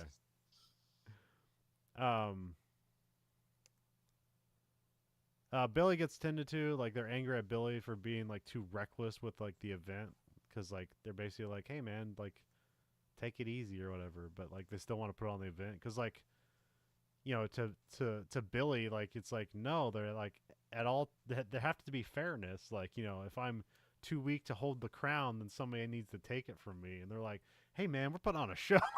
it's like we don't need to put you in danger, and you're clearly the star of the show.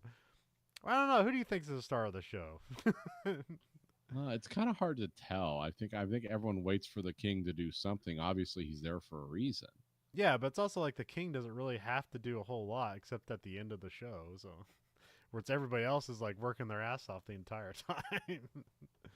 um, but I don't know. Also, maybe like feels like Billy's supposed to be like the visionary and the director here in some ways. So, Yeah. um, but there's like not a lot of direction. That's the weird thing.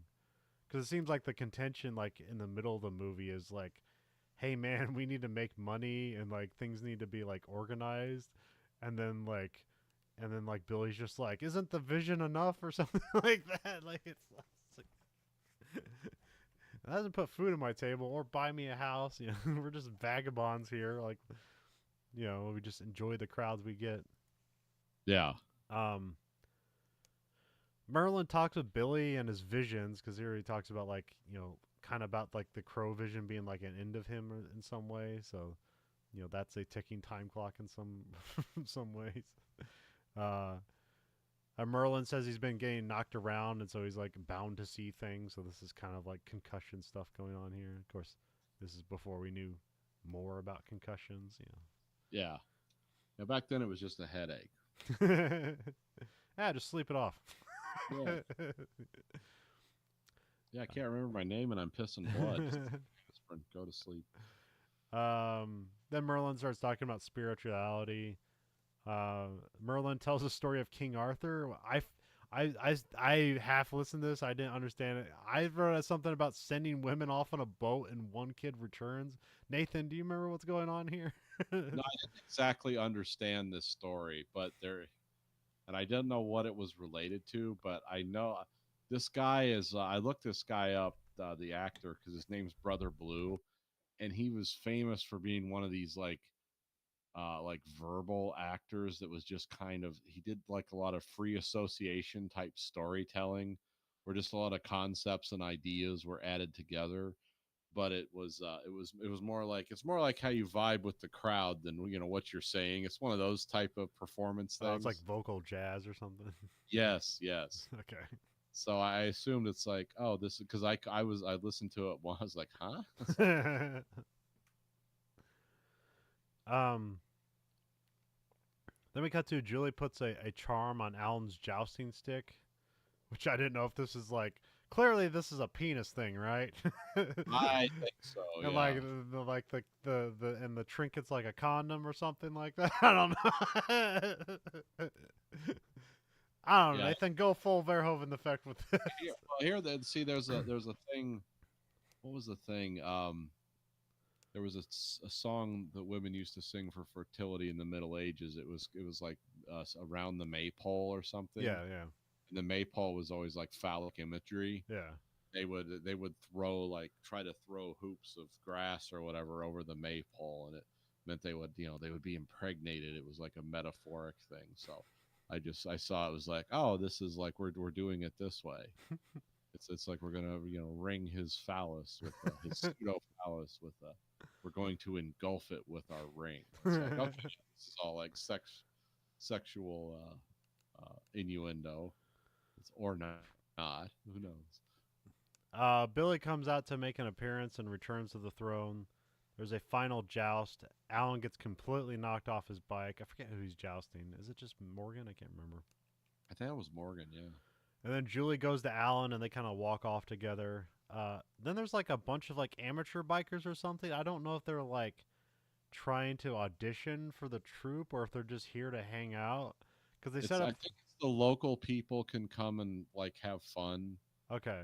but they're all like always like Hell's Angels types who are just there to just wreck the whole thing. Yeah, there's like a chubby Nazi here. He has a swastika on his forehead, but there's also like these melons set up, and they'll kind of hit the melons with like their kind of like makeshift, night tools that aren't actually like edged weapons. They're kind of blunt things.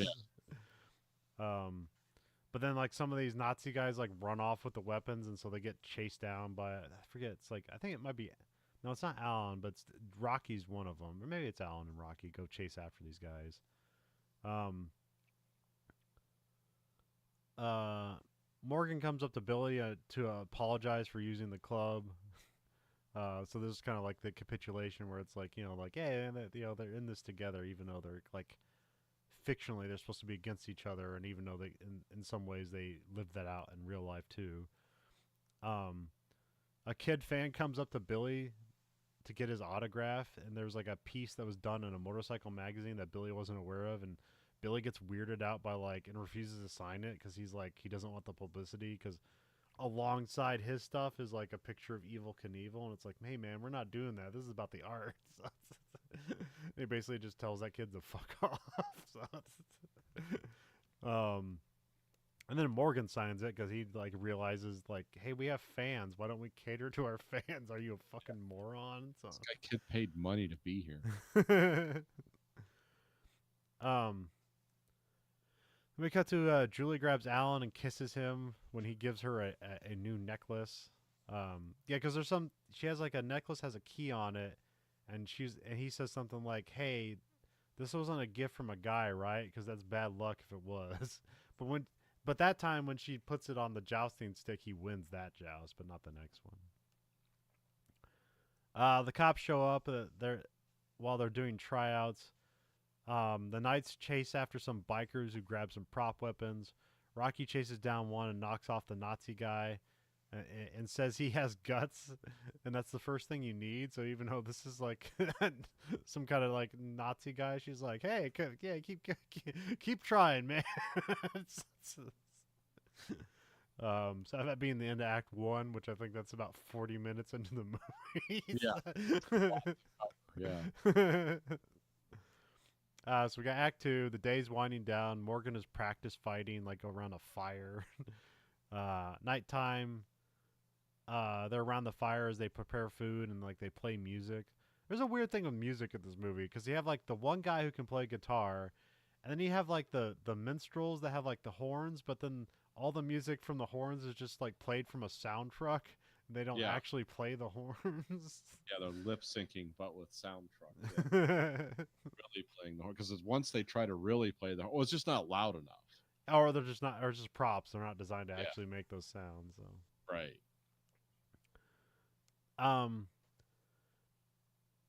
But Lynette and Billy argue over like compromises on art and stuff like that. Yeah, I wrote down the line that Billy says is like, "I'm not trying to be the hero. I'm fighting the dragon." Because it's after Lynette tells him like that kid like treated you like a hero, and he's like, "It's not about that." Which is like, wait, what is this about? It's like my own personal demons. Now do you understand? So. Yeah, what is going on? Yeah. Which that's completely up to you, because Nathan, I don't know what is actually going on with Billy, so other than I don't know some sort of I don't know, is this his midlife crisis or what's going on here? So, I think he's caged again. He's caged by nostalgia yeah, and ideals, and he thinks if he just holds on to that vision, that he yeah, will ultimately be happy. yeah, yeah, But he's being completely unreasonable and unrealistic, completely and unflexible. yeah, and he sees everyone around him as like, if you're not true to my vision, you're an enemy. You're Yeah, against. yeah. But he does actually have the courage of his convictions, which is cool and sad at the same time, because it's like, oh yeah, he really believes the stuff he's saying, and it will, like, you'll lead right to your downfall. Just like, I'm gonna walk this rigid road. Then we have the nights around the fire. Well, I guess some of the production, different production, because there's a discussion with whether Pip is gay or not, which Yeah, like everyone's like, oh, of course he is. Oh, this is a weird conversation. Wasn't expecting to see in a George Romero movie, but it's happening there. But there's because you also see like Rocky, she's always hanging out with a chick. It's like, well, I assume that's her girlfriend, and then, but also Rocky says she knows who she is, and that's why she isn't conflicted. It's like, oh, so she's saying she is gay without actually saying it, but that's, oh, that was my read. I don't yeah. know. And a lot of things like that, we have this whole, like, let's sit around the campfire and learn something about each of our people in the movie, but then, like, you're left with more questions than Yeah. answers. Well, then there's the thing because like Angie's the one who brings it up, which she's like basically like best friends with Pip, and then she says how she knows that everyone thinks she's gay because she's a mechanic, but that she's clearly with Morgan. Yeah, So like that's kind of like how this stuff pops up. And then there is like a bunch of weird kind of um like bisexual stuff, I don't know, going on even with Billy and other things going on in this movie. And it's like, is that intended or am I reading into this? I'm not sure. Because there's a point where like Billy stops having sex with Lynette and he's like hanging out with the like Native American dude. And it's like, what's going on here? I see that as like Billy's. Well, because remember, in the opening scene of the movie, is they were obviously having sex or something, Yeah. and then he's immediately in the river, like whipping himself Yes. with the, so it's like, oh, maybe he's just decided, like, this, I can't do this anymore either. Yeah. And because I think, like, because the guy, like, the Indian guy, what do they call him, the silent rider, like, he's I credited think as of the Eagle Crest Rider or something like okay, that. 'cause he never speaks, No. but he's always like doing something or watching something, and I think he becomes like Billy's focus, and like, it's like, oh, this guy's gonna help me complete my vision or see my Yeah. vision. Yeah. By the way the movie ended, it's like, yeah, maybe that is the case. Yeah. uh, Um.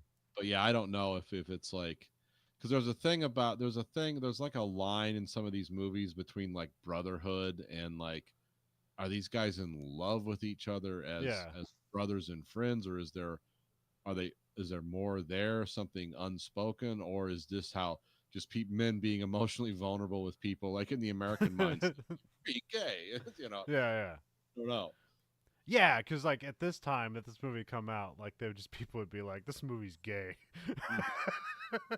And then pejoratively, everything about it would be described as that, and like, well, what do you mean? It's like, that's the whole noun Why right would two men care for each other and admit that? there. That can't happen. Yeah. um. Let's see here. Oh wait, where are we? The cops knock on a trail looking for drugs. We get Tuck heads out and finds Alan having sex in the woods with Julie. So the woods sex is a constant thing here. So this is the first time. Very medieval. It's Yeah, like, yeah, that's what you do. You go have sex in the woods. yeah. Well, they have tents set up and like and clearly like vehicles with enough room in them to have sex, and they just keep going out to the woods to have sex. So. Yeah. This is how the men of old lived. And then of course this is where we get to see Julie's breasts because we see the breasts of most every woman in this movie. So. Yeah. They have to be revealed. Um, Although the guys are quite naked too in this movie, so Yeah, yeah. you see a lot of guy butt in this This is the 70s. This is still movie. that was the thing. It's like we're daring if we do this. And it like just got totally overdone in the 80s and the 90s. Nobody cared. Now nobody does it because can't make a $200 million movie with nudity in it and make any money back. Yeah. So Well, and nobody wants to sit next to their dad and see nudity. It's like, that's a and also, private thing for my also porn. 24-hour access to high definition pornography. It's like I don't need to see boobs in a movie. um, we come back to the Bagman's trailer. The cops plant drugs on Bagman. Billy refuses to bribe the cop, which this is where it's like made cemented that like yeah, if you just give this cop money, he'd go away. And then Morgan's like, well, now his fees probably doubled, right? And so then of course Billy doubles down on his idealism, and it's like, all right, I'm getting arrested too. So Bagman and Billy get taken away by the cops. We cut to Lynette kind of organizes the rest of the group in Billy's absence, which she seems to be doing a better job than because Billy never organizes anything. He's just like all idealism. Yeah. Well, it's like, well, we're all doing the right thing, right? So I don't need to tell you what to do. It's like, well, no, we actually need directions. Well, he almost gets into arguments with people and then like dissociates at the same time. Yeah, that's what I said. And it's like, well, Billy, this isn't working. And he just kind of stares at him. Like, you should do the most obvious thing. Like, yeah. I don't know if this isn't. Why isn't this obvious to everybody? Just do the right thing. We cut to Billy's just screaming in another cell as he watches Bagman get beat up in by the cops in the other cell. Then we got to like Julie. I forget what's going on here. She like tries to go to the sheriff. She's talking to some. It's not her mom. It's some older lady, and like she's trying to get the sheriff to get Billy out of jail. But then she gets admonished by this lady, so they just leave. Then we cut to it's morning. It's like they're driving on. I think they're driving out to Lawrence, which I don't know if that's Kansas or because that's the only Lawrence I know is Lawrence, Kansas, or yeah, some other place in Pennsylvania. I don't know. There's probably a Lawrence, Pennsylvania. So sure, there is a huge state. So. Yeah. Pip and Angie argue like just to stay awake, but also they like kind of hash out what's going on with their friendship. Then we cut to the guys get out of prison. Billy threatens to kill the corrupt cop, which doesn't seem like a good idea. Maybe don't threaten a cop. That's can just get you put back into jail. So. Oh yeah, this is where Billy's like being just so unreasonable. Yeah. This is like it proves that like yeah he believes the things he says, which is like inspiring on one hand, and it's like yeah I can see the arc already where this guy's going to end up, and it's not going to be happy. This is also where like what Steve the lawyer shows up. Yeah. And I forget. Are we supposed to know who he is? Like, was he a knight? I Okay. did. Okay, that was okay. That was threw me for a loop. It's because they say like, hey, we don't know where Steve is, and then they find him on the highway because this is a time where like you don't have cell phones, so nobody knows how to contact each other, and of course there's no communication at these Ren fairs they're thrown in the middle of the woods. So, well, this is kind of like that dreamy element of this movie. It's where it's like oh you do just find people roaming. Yeah. It's like where is the troubadour? Where is the where's the minstrel? Where's the wizard? And it's like just go into the woods and you'll find them. It's like of course this guy's going to drive up. It's only the most complicated road system in the world, and we're obviously going to meet each other in a state that's larger than most countries. Absolutely, but it does lead kind of to a dreamy realism, I guess. Yeah. But also, like Steve also seems to be kind of their booker, right? Because he never does any night stuff. He's just like hanging around this crew and has a motorcycle. That's okay. Yeah, he's riding strictly a road bike. That is a 70s, 80s, one of those called the Honda Goldwing. Oh, okay, yeah. It's not a Harley, but it's trying to be a Harley. Yeah, there's no Harley Davidsons were harmed in the filming of this movie. We harm much cheaper vehicles. We got to remember too. This is kind of like the last movie that involved motorcycles like this intently as a story prop and a part of it was like Easy Rider. Yeah. Like, so that was, it was kind of, if you pay attention to even the bikes like the Hells Angels ride, it was sort of an homage to like Easy Rider looking bikes Oh, okay. Yeah. versus like more some of the more modern stuff they would have had at this time. I think Harley Davidson was in bankruptcy too at this time, so maybe they Yeah. couldn't obtain any bikes for the movie, or they just didn't want to pay for them, Yeah.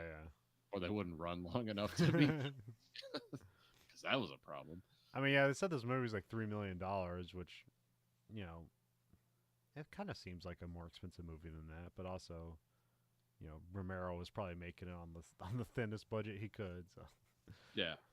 I Well, mean, for the stunt stuff they did, it's like, yeah, they had to, and they, like I said, they caught a break because like all the stuff was supposed to look like props. yeah, So that was like, yeah, we can make this hokey. So I think the majority of the money in this movie went to like filming on the locations they were and yeah, stunt work. It yeah. was like, this is, because I think they filmed probably all the highway scenes in one day on the same highway. Yeah.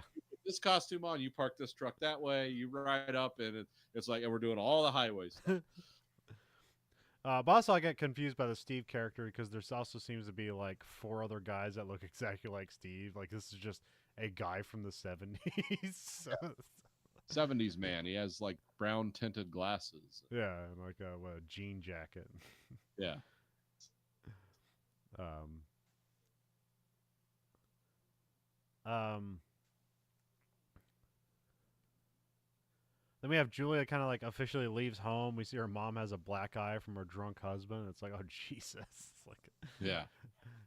this is like a really bad black eye. It's like infecting her face with black eye. So, and then Julia just runs off because like, what's she gonna do about it? So, Yeah. It's like, this is a busted orbital socket, like yeah. black eye. Yeah, it's bad. And then hey, we got Martin Ferrero shows up, which we last saw in The Tailor of Panama. He shows up in a lot of things, but here's like an entertainment agent. I didn't write down his name. He's got a ridiculous name. Do you have it? Bontempi, Bontempi. Yeah, okay. which means good time in Italian. Okay. That's what he said. So yeah, they get to Lawrence, and Tucker gets a permit at the district court. There's all where you have Don Timke, and there's like a lady who's like a journalist that wants to cover this, and there's also like this lady who's like a oh, what do they call it? She's a photographer, but she's like a documentarian photographer. Photographer, yeah.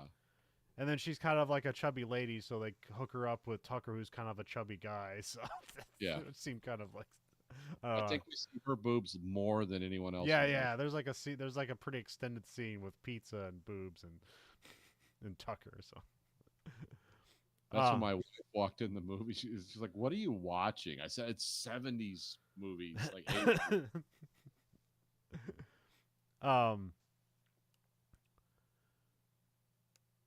The group have a parade down like Main Street of the town, which is kind of cool, but also makes it seem like I have no idea how big this production is, because it's like anytime it could be 8 people or 80 people. It's like, are all these people associated with this? And it seems to like grow and shrink for whatever reason. But Well, there is a bus and a delivery truck that is consistently being driven. yes, And then there seems to be a lot of vehicles driven around that have, fight or yield written on the side.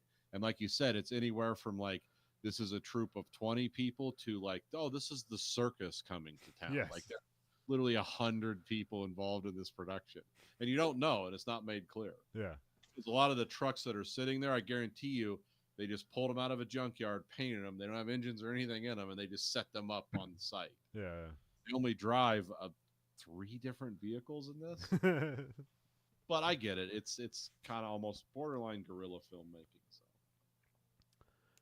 Yeah. So it seems like the whole town has come out. Which, the Main Street used to be like a cool idea. It's not really a thing that exists anymore, but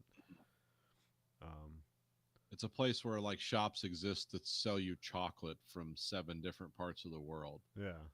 And like there's some reason a haberdashery where you can get clothes made, and it's like, who does that anymore? anymore. It's like, But there's but also like you would gather downtown on Main Street and there would be some kind of event going on. yeah, yeah, in the old days, Yeah, not anymore. not anymore. That's what you Now have it's all that. Now, yeah, now it's all it's all. We set up a tweets. parking lot. There's an event center, and that's where the stuff happens. So And then you see what did Ari Shafir call it in his special? The people that are so blasted out of their mind on pills and heroin, they just lean over, and the people that just like are like this in the middle of the road. He called it failure yoga or something. These druggies doing failure yoga. That's what the downtowns. This was a more innocent time, a better time when you could crush your wife's orbital socket, and she'd still make you dinner. yeah. Yeah, that's nice. The bikers do a stunt show. Morgan is looking to impress, and yeah, and like these guys had a 9 to 5 job that made them drink, and they had no phones where they could get connected by their like job or anything like that. Man, yeah, these '70s people never had any idea how good they had it. Yeah. But I also guess they got drafted into Vietnam, so there's always that. Yeah, there's always the getting drafted into completely insane, unjustifiable war. And actually knowing that is the case even back then, like Yeah. you could go to the library and check out a magazine and it's like, this war is evil. Guess where you're going? Like, no. Next thing you know, you're leaning out of a helicopter and you're playing Creedence Clearwater Revival, and it's like, no, this isn't cool. I remember like I was Uwe Boll. He made all the terrible video game movies, but he made a lot of other terrible movies. Yeah. And so he made like a Vietnam movie, and they had like okay, we got like a Bell Huey helicopter for a day, and so they shoot like a scene of them flying down a river, and of course they don't have like the money for the outrageous 70s soundtrack of the 70s. That's going to be $20 million a pop. And so they're playing like that one song, like in the year 2525, which it must be the most affordable song that sounded vaguely like the 70s or the 60s. How are we at? Yeah, they couldn't even do like Apocalypse Now and just play music that Yeah. like was so old you didn't have to buy the rights to it. Yeah. But it also was like also an amazing scene. Yeah, Playing Flight of the Valkyries and murdering people. yeah. Guys trying to surf. It's like, this is insane, but why does it hold together so well? I completely believe this happened, even if it didn't. The bikers do a stunt show. Morgan is looking to impress a news reporter because like it's implied that he's always he's always hooking up with Angie, but also like whenever he strays away and hooks up with basically any lady whatsoever, which He's a man on the prowl. Do you When remember? was this in the Adam Carolla sweet spot of pre-AIDS, mid-coke? Yeah, probably. Where you could actually do that and not end up with like your immune system collapsing. Yeah, or 7 children. Yeah. Well, if you had them, you just went on to the next town. Yeah. Or you just drive away. Do you remember who this reporter is? Like she looks and sounds vaguely familiar. I don't know. I don't recall her in other things, but she has a voice that seems like familiar to me. But I don't know. Yeah, I think this week. I can't. Yeah, so many of these credits in this don't have a click on. Yeah. So it's like I'm guessing she's like beautiful '70s actress that did TV stuff. This is another one of those guys like the Gary Lottie is like, yeah, just insanely handsome '70s archetype person. Yeah. In the '80s. So. There's a guy named Whiteface in this movie. That's yeah.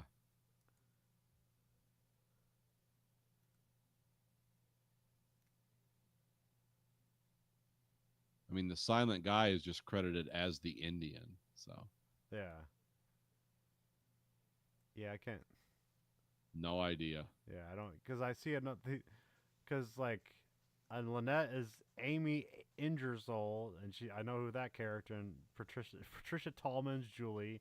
We got Christine Forrest as Angie, and then Cynthia Adler as Rocky, and then we have on the front page Amanda Davies as Sheila, and I don't know if that's the photographer or or the reporter. Let me go to all cast and crew, just so I can annoy everybody.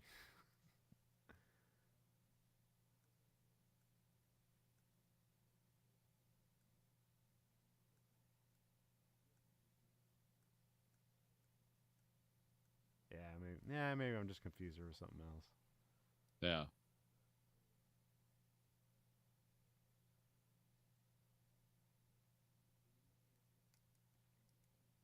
Anyways, um, so yeah, they do a stunt show and like in downtown. Um, we cut to Steve meets Billy on the highway on the way to Lawrence, and Steve is like their lawyer, booker, or something. They camp around a fire at night. Billy gets stirred up and goes for a night ride on Billy's bike, so he's heading out to Lawrence to meet up with them. This is where we cut to Tuck gets laid and has food. This is where you have the weird like the ladies like eating. They're both eating pizza, and then she's like has like a nightgown on with like the spread open so you can see her boobs for like 6 minutes of this time. So Yeah. because they constantly cut back to this thing. um, there's a meeting of the group to like try to figure out how to best make a profit. Which then Billy shows up and he's completely like, "What are you guys doing? Like, we're not doing this for the money. We're doing this for like glory and honor or whatever." I'm not sure. Yeah. I mean, he gets angry at the group for making decisions without him and Merlin. He's like, yeah, he even says like, Merlin's not here. I'm not here. He's, I know he means like I wasn't here, but now I am. But Yeah, you can't have a quorum this way. And then basically like this like pisses off a bunch of people, so he just like walks a bunch of people out of the group. Billy gets angry at Tuck and the agent. Because like he opens up the door and then grabs the pizza. And is like, "What the hell are you doing?" And he throws the pizza at the agent, who's wearing like a white suit, so it just explains the suit. He's like, "Hey man, I didn't even buy the pizza."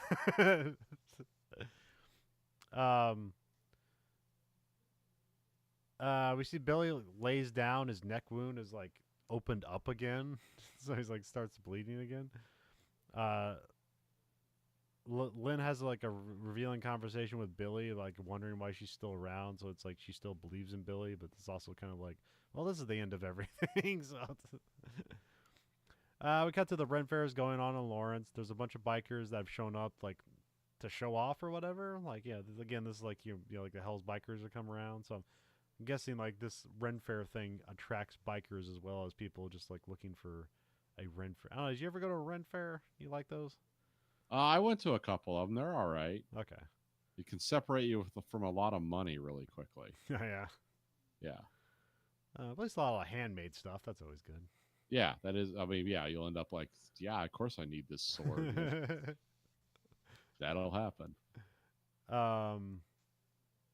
Yeah, and I think there's some. Yeah, I think there's something that struck George A. Romero's mind. There was like some Ren Fair that went on that was called like the Anachronistic Ren Fair or something like that. So that's kind of like where.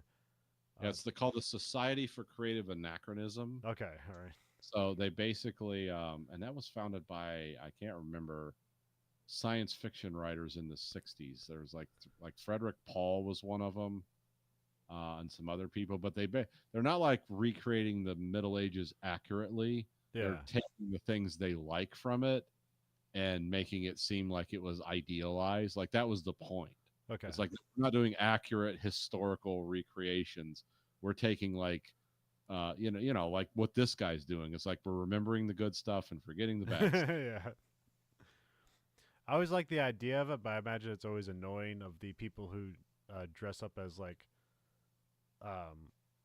the original Star Trek crew and go to Ren Fairs, like they're just on a mission and like some sort of like time travel orders and stuff. I would enjoy that. I would applaud that. I also feel like it's like you're kind of like it's like you're having fun at someone else's expense, but also just seems like fun because it's like, hey, we're just all having fun. But then you always have like the Ren Fair actors who are like like I'm in character, and so they say these and thous and all that stuff. So I respect anyone that can wear those next generation era uniforms because you got to be a slim dude. Well, Right. I always feel like they wear the original era ones when they do that, when they kind of crash the Ren Fair as the Star Trek character. If I was gonna do Star Trek cosplay, I could only do like Wrath of Khan era. Okay. See, that's when everyone was really fat, and it's like, yeah, this works. These guys are in Yeah, some. open up the suit, like, let's have it a little bit baggy, Let's get tight Also, around the chest, get loose around the waist, coats they wore on regular one, the space station, like those are actually really cool looking. Yeah, Like if they sold those now, like people would buy them. You can buy one. There's a guy will make you one. It's like $1,800. yeah. Yeah, like that's what I'm gonna get into. Get into that again, so I can have conversations with weirdos in public. I mean, I guess it's better than having conversations with weirdos on the internet or having no conversations at all. So, That the third way is the best way. um, Morgan, and a bunch of knights are making a deal with the agent, so they're going to basically split off and make another group like this. Like, they're going to do this, and But it seems like a more Hollywood style. yeah, yeah. And then everyone's like down, saying like everything is falling apart. And Morgan announces like he's leaving after today's performance. So it's like, I got one more for one more night. He's trying to get Angie to go with him, but she doesn't want to do it. Like she feels like it's too much of a betrayal. So, um, we cut to the games have begun. There's some side hack action going on here. Rocky and a guy are fighting for honor, for whatever. So, there's like some funky music that gets played from the soundtrack, and then the crowd really likes it, but Billy doesn't, so he walks over and turns it off to the dismay of the crowd. Rocky wins the duel. The bike gets loose and like hits an audience member, so that's kind of like a good callback. It's like, well, that should happen, and they have it happen. And this lady's like trying to like prevent it from hitting a baby, like a baby in a stroller too. So, Yeah, she takes a bike to the face. yeah. um, which all the knights and some locals are having some sort of brawl with the bikes. Well, Yeah. they do come get this lady and get her out of there, but there's always like it's like, oh man, she's gonna sue the shit out of us. There's kind of that idea going on. Um, oh yeah, Rocky knocks when they start fighting, like Rocky knocks a guy out of midair. Or this is like another one where they just hit him and they just like jump off the bike and like and do like a flip almost. It's like, um, then we cut to like I think it's in the soundtrack, but basically Pip gets a date with like the. There's a mention of this guy who's like one of the gestures, and he has like a big package going on, and so like this is the tight crotch guy. Pip gets a date with him, so like now he's got a boyfriend. Yeah, his name is Punch, which Okay, was okay, days of Punch and Judy, the clown show okay. that went on. It's where the two dolls would it was like Punch was the husband and Judy was the wife, and Okay. sometimes it was told as like she was outsmarting him all the time, and other times he was just beating the hell out. It goes back to the Middle Ages, or at least I think it does. I don't. Huh, okay.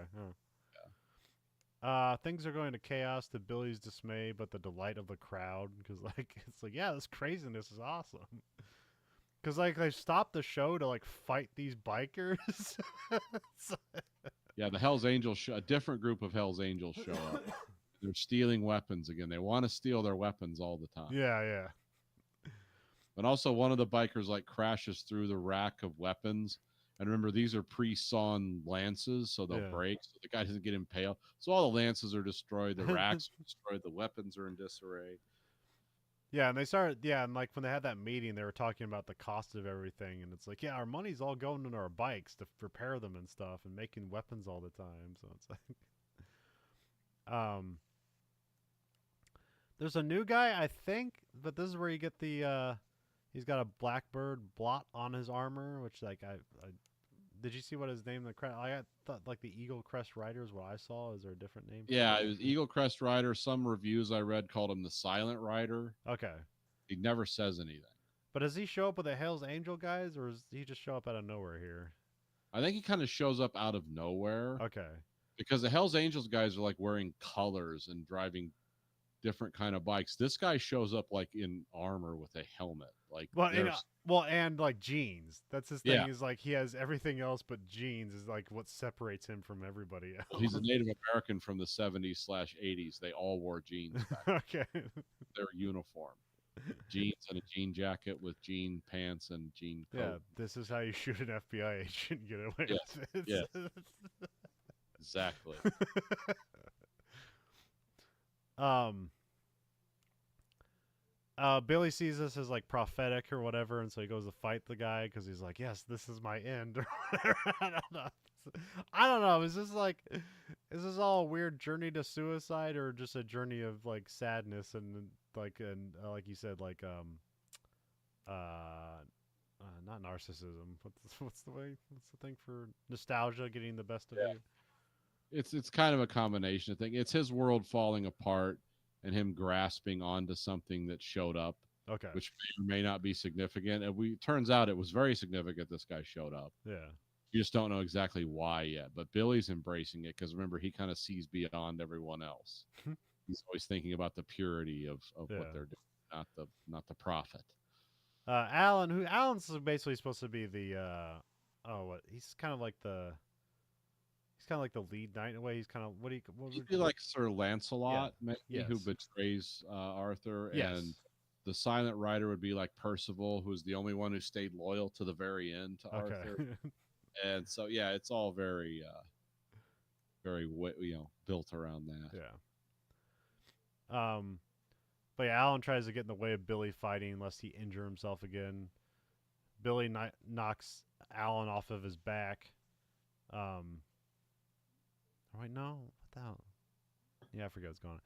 Alan fights on foot as Billy hits him with the sword strikes from the bike. Because Alan starts fighting Billy. Yeah, and so Yeah. Alan like yield. He doesn't say he yields. He just kind of puts up his hands or whatever. So, Right. as he's bleeding. So it's like okay, they're just fighting each other. And now Billy goes to fight the new guy. The fight is extended. Billy knocks the guy down, but as he leaves his bike, he's bleeding and injured. And he goes to get the guy to yield, but he like basically passes out on his feet, and the guys catch him before he falls, and he gets taken away. Well, he does put his sword out to the guy's chest. Yeah, and his blood drips down the sword onto him. His blood is running down the sword and hits the guy's chest. He passes out, and the guy just grabs the sword as he falls. Yeah, He's kind of holding it there, so it's kind of a cool scene. Yeah, it's very interesting. I've never seen blood go the other way on the sword. Yeah, usually the blood is coming from a wound, but not from the person holding the sword. Yeah. At least not usually. We get nighttime with the crew winding down. Lynn has some like crew look over Billy as he's injured once again. Because again, I'm not sure if it's like this isn't a new wound. It's this old wound that keeps like popping up. Yeah, he has stitches on his shoulder. Yeah. Here, and yeah, if you're flailing around on a motorcycle swinging swords, you rip those stitches open, and it just bleeds again and again and again. Which he got that because there was like it was his armor was like pinching, and then like him doing his action kind of like that's what created the wound opening. It wasn't necessarily like, I mean, it was him getting knocked around, but it wasn't necessarily like any of the weapons did that. It was like his armor actually did that to him and the impacts that were happening to him. Yeah, it was almost like characterized as a self-inflicted wound that others could, that made him weak. Yeah. Which is like a metaphor for the character. His philosophy is a wound he inflicts on himself and makes him weak. Yeah. So it's kind of the same thing. So that'd be in the Act 2. We got Act 3. Alan, Julie, and another guy ride off, which I forget who this other guy is. They're not good. He's one of the characters. Yeah. They're not great at like having people be introduced or say their names so you remember who they are, so they just get lost. And a lot of people don't do that thing where they walk on, have their line, and it's like, oh, it's that guy. No, it's just these people are always around. People are flying off of motorcycles, landing on their back. All the armor kind of looks similar. And so it's like, who is this? So, yeah. And there's also just like you said, like the Internet Movie Database like profile of this is just a shotgun of who actually has a picture in their profile and who you can identify their name and stuff like that. So yeah, I was trying to do like factoid searches and things about this movie, and I'm like, nope. Yeah, this is just a black hole of movies. It's very hard to research this movie, which is weird because it's like a cool looking movie. But anyway, we gotta hit the gas here. Okay. Let's twist the throttle here. Morgan and Tuck are hanging out at the pool. The agent wants the document signed. Morgan goes off to have sex with a reporter, and then he gets cock blocked when she says she has a boyfriend or a husband or something like that. Which She's like on top of him with her shirt off, and yeah, she's, I'm gonna hate it when the person I live with, the guy I live with, comes back, and he's like, "What?" It's like, you didn't think I was paying for all this myself, did you? And yeah. I was like, yeah, he's basically feels like, oh, I'm being used. This is where, like, in his mind, like signing on with all these people and doing all this stuff is like, oh, I'm just being used. Yeah, I'm being used for sex. That I'm the guy who uses you for sex. This shouldn't be happening. yeah. Because there's like a big scene where he like shows off his physique and does like a tuck and roll flip into the pool and stuff like that. Yeah. And he has his shirt off constantly. It's like, but it's also weird because I figure like if this guy's just horny and sleeping around with people, it's like why would he care? But like, I guess this moment it facilitates things where he's like, Oh no, guys like that when the woman's like, yeah, I'm just doing this for fun. I'm not attacking you in any way. That will freak them out. that's Like, no, my role. yeah, I'm. What are you talking about? No, women can enjoy having sex. It's like, no, that's in the Bible. That's wrong. Oh no, come on. Tuck tries to advocate for his girl to do photo shoots because they're at this photo shoot where it's basically like they have everyone in S&M gear and there's a couple ladies there and it's very weird and you have the Knightriders like in like kind of like I don't know like Raiders font or something like that. So. Yeah, this is where the '70s really starts coming out in this movie. The crew are packing up camp. Well, they're actually not packing up. There's a storm rolling in. Billy talks with the guitar player. They're hanging out in place to wait to see if everyone that left will come back because that's where he asked Steve at one point. It's like, how much is it going to cost for us to stay here? And I'm like, nothing. Like, is anybody charging you just hanging out in the woods? But I guess that it's more like how much money are we losing every day when we just hang out here? Alan hangs out for a bit, but then he leaves. Oh, he's like, where's Alan go? Is he going to his like parents or some like friend? I don't know. He goes somewhere. It's a friend of his. I Okay. think.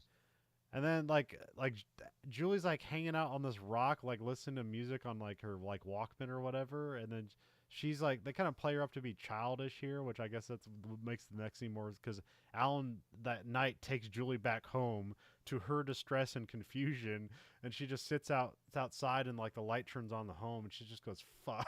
It's like, is she about to be beat? Like what's going on here? And you never find out. That's No. where it is. Because in this part of the movie, everyone is having a philosophical moment. Yeah.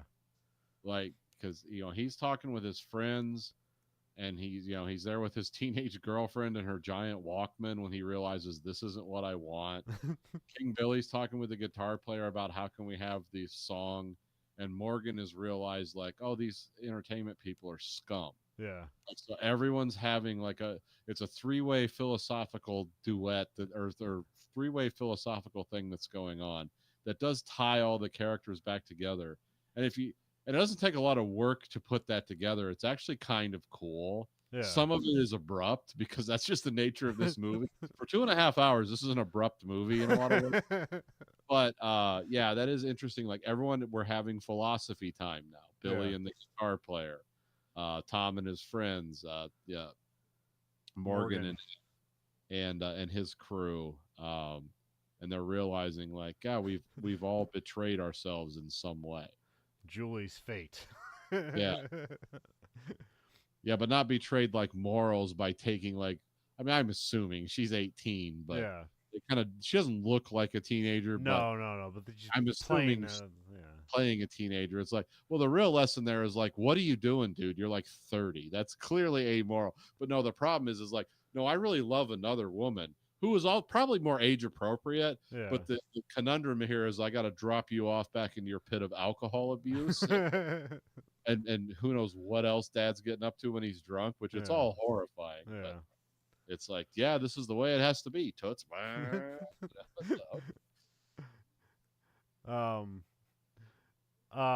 Morgan gets back to the hotel room where like everyone that rode off with him is like fighting each other and destroying the hotel for seemingly no reason other than like I guess Morgan's not a great leader or something. Yeah. Well, they're just drunk and they're being led down a path of debauchery. Yeah. So of course they're going to get drunk and like have the weirdest like pratfall stagey fight you've ever seen.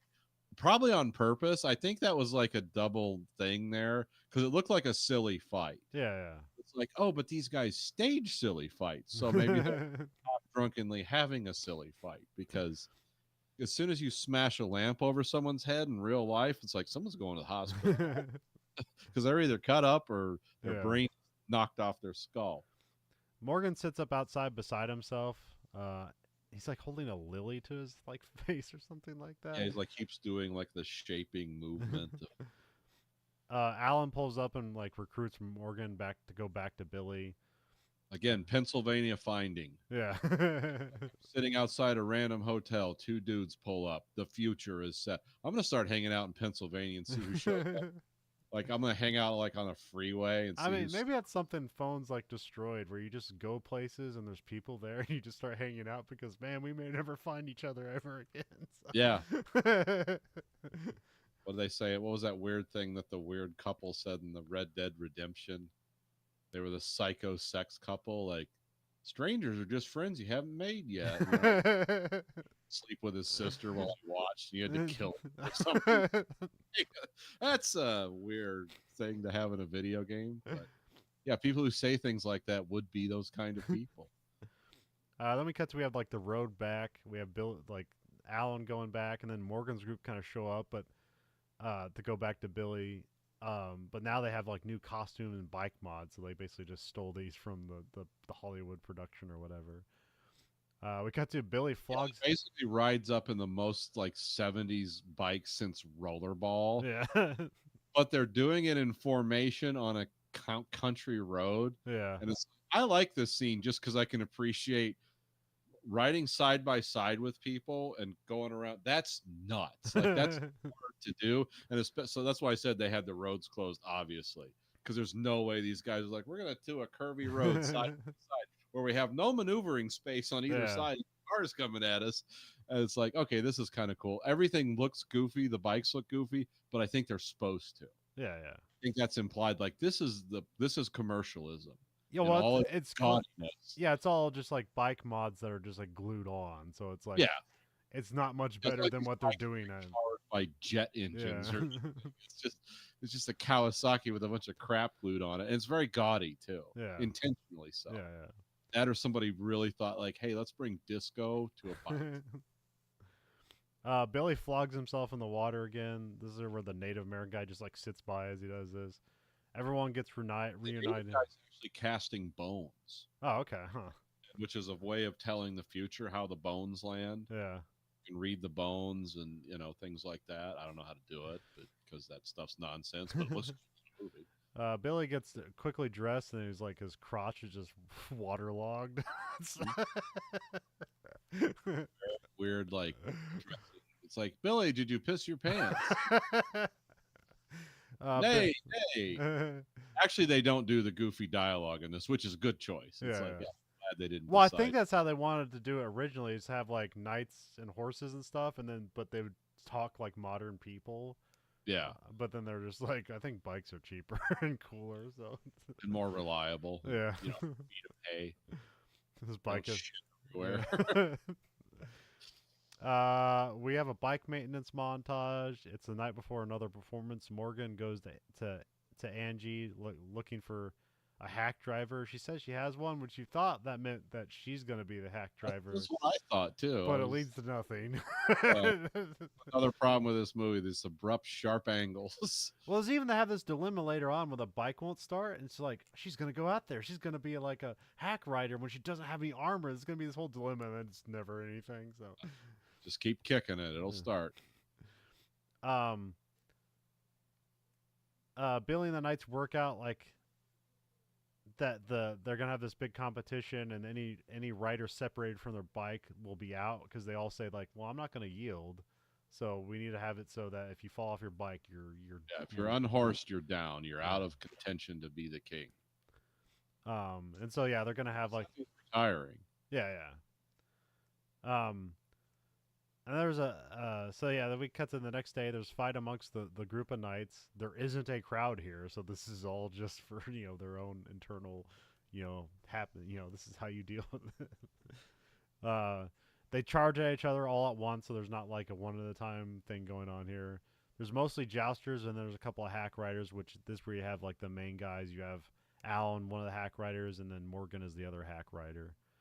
Um, Alan's hack bike stalls out, and he's like a sitting duck. Angie wants to go out there and get the bike going, but she gets held back, and the bike eventually gets going again. Alan loses his driver, and then Rocky takes out two guys and herself. And so yeah, as people get eliminated, they kind of sit like next to the king, and then like Billy just kind of looks at him, he's like gives him a big smile, like it's great, right? Bloodied up too. Of all the action scenes in this movie, they're going the hardest in this. They have Yeah. so many things going on; it's hard to keep track of it. Pretty well choreographed too. Yeah. For You can tell they didn't like shoot them all separately and try to merge them. It's like, nope, all this crap's going on in the back of the foreground. That's what I like. Morgan gets knocked off the hack bike, but his leg is still stuck to the bike, so he's not separated from the bike, so he's able to get back on and keep going. Um, Morgan's hack bike hits the ramp and he knocks Alan off of it. So just like just a sky shot out of here. It's pretty cool because Yeah. they never set this up. It just happens. Which is cool looking.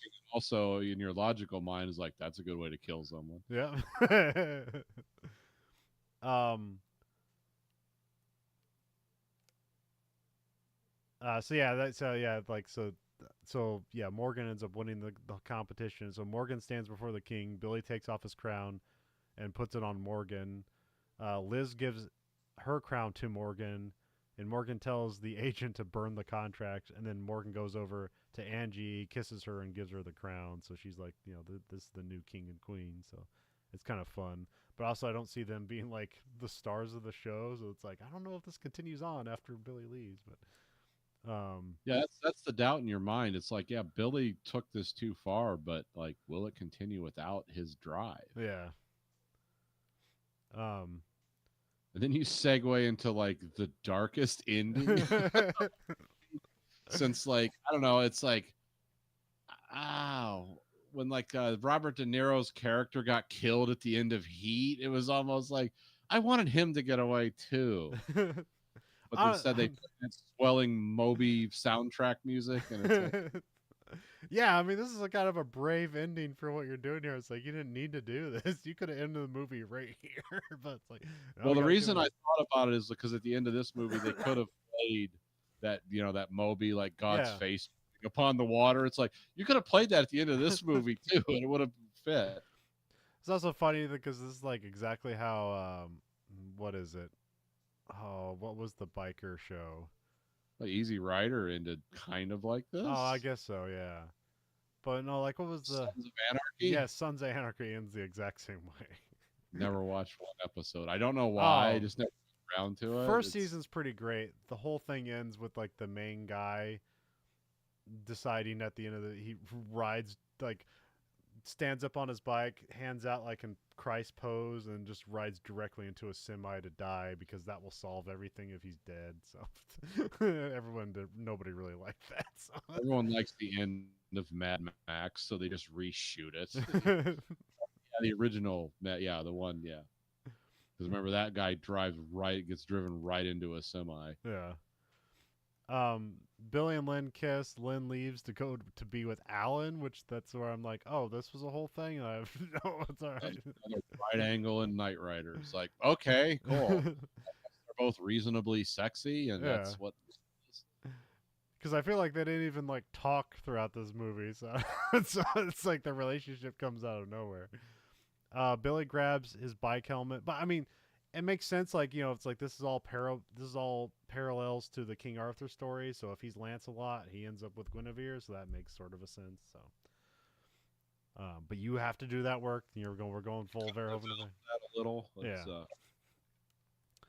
Yeah, that's like you're saying, like when you have 2.5 hours and you forget to develop this whole storyline. Yeah, is like, do you think the people watching Knight Rider is like clearly these clearly people who come watch this movie are going to be like steeped in Arthurian lore? It's like, no, it's not. Billy grabs his bike helmet and says goodbye to everyone. Billy rides off. The crow dude follows along. Billy goes and finds a crooked cop at a diner, which I think this is just a Burger King. We do see a McDonald's. They do ride by a McDonald's, but I think this is a Burger King or something adjacent. So, and he goes and beats up the cop, which is a great scene. So, Beats the hell out of this guy, which is kind of impressive because this guy easily has 150 yeah, pounds on it. And Ed Harris just manhandles this guy. And it looks pretty good, too. Again, the stunt choreography and things in this movie are great. Like, I don't know how they filmed that, but it kind of looks for that kind of movie like this guy's taking an ass beat. And then we like put ice cream in his, put him under an ice well, cream. he loses a gun. He grabs the gun and throws it in the fryer. So that's kind of fun. And then yeah, I was waiting for the bullets to start going off, but then then he pours some ice cream on him, kind of like haphazardly, like whatever. But then he tosses him in the freezer and locks the door. And then the patrons cheer for Billy, so there's like one last crowd for Billy. So. Yeah, and he seems really happy with it. And then the silent rider peels apparent because the lady is tallying up damage on one of those old cash machines where the numbers like mechanically flip up. Yeah. And the silent rider like takes something apparently that's silver off his buckle and puts it on the counter. She picks it up and looks at it and seems satisfied. Yeah. It's like, okay. Yeah, she came out ahead.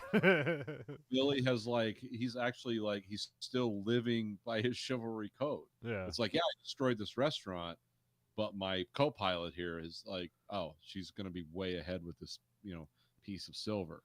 Which, if you want to, get all weird and biblical about it, it's like, how many pieces of silver did Judas betray Jesus for? It's 11 pieces. So you can kind of tie all this into like, is this the crucifixion of Billy? How does this work?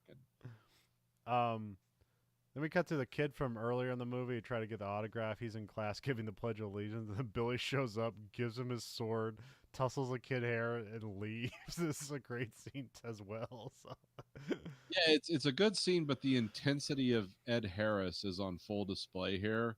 Yeah. Because when he tousles the kid hair, he kind of grabs his hair a little bit too and then smiles. Because Ed Harris has a way of acting where it's like vibrating wires sometimes. Yeah. Because he is so good at anger and rage. It's like, but he does it, it's like, it's genuinely scary. Yeah. Because some people do rage and it sounds whiny. When Ed Harris does anger, I mean, because I know that like in, what was the movie? A History of Violence. Like everyone, like Viggo Mortensen was great. But when Ed Harris shows up as the evil guy for like the last 15 minutes, that's almost as scary an evil guy as like the guy from No Country for Old Men. Yeah. Even though he gets defeated pretty quickly, it's the menace that comes before. And really, he doesn't get defeated because like Viggo Mortensen's son has to kill him. Like Viggo like failed to get Ed Harris. It was his son. Yeah. Thus, the History of Violence. Yeah. But it's like the menace that Ed Harris projected in that is astounding. And he's one of the few actors that can do that. Where it's not, and Javier Bardem did it in No Country for Old Men too, really well. Yeah. That was almost like, again, Cormac McCarthy writes stuff. It's like, oh, we're going to take things from the Bible and interpret them like it's that good. But Ed Harris can take any material. It seemed like this guy's cool. This guy's a total badass. And he's like, he's dressing like a knight in rubber armor. Yeah. This is like Gwar before it was cool. Yeah. But Ed Harris makes it seem amazing.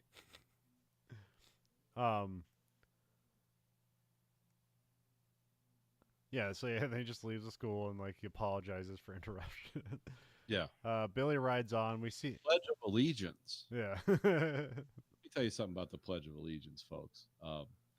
I sent my kid to a couple different schools here in Michigan, and all the real right-wing guys at work who are always on about everything were always telling me they don't even say the Pledge of Allegiance in school, anymore. And I'm like, yes, they do. Who's telling you they don't do this?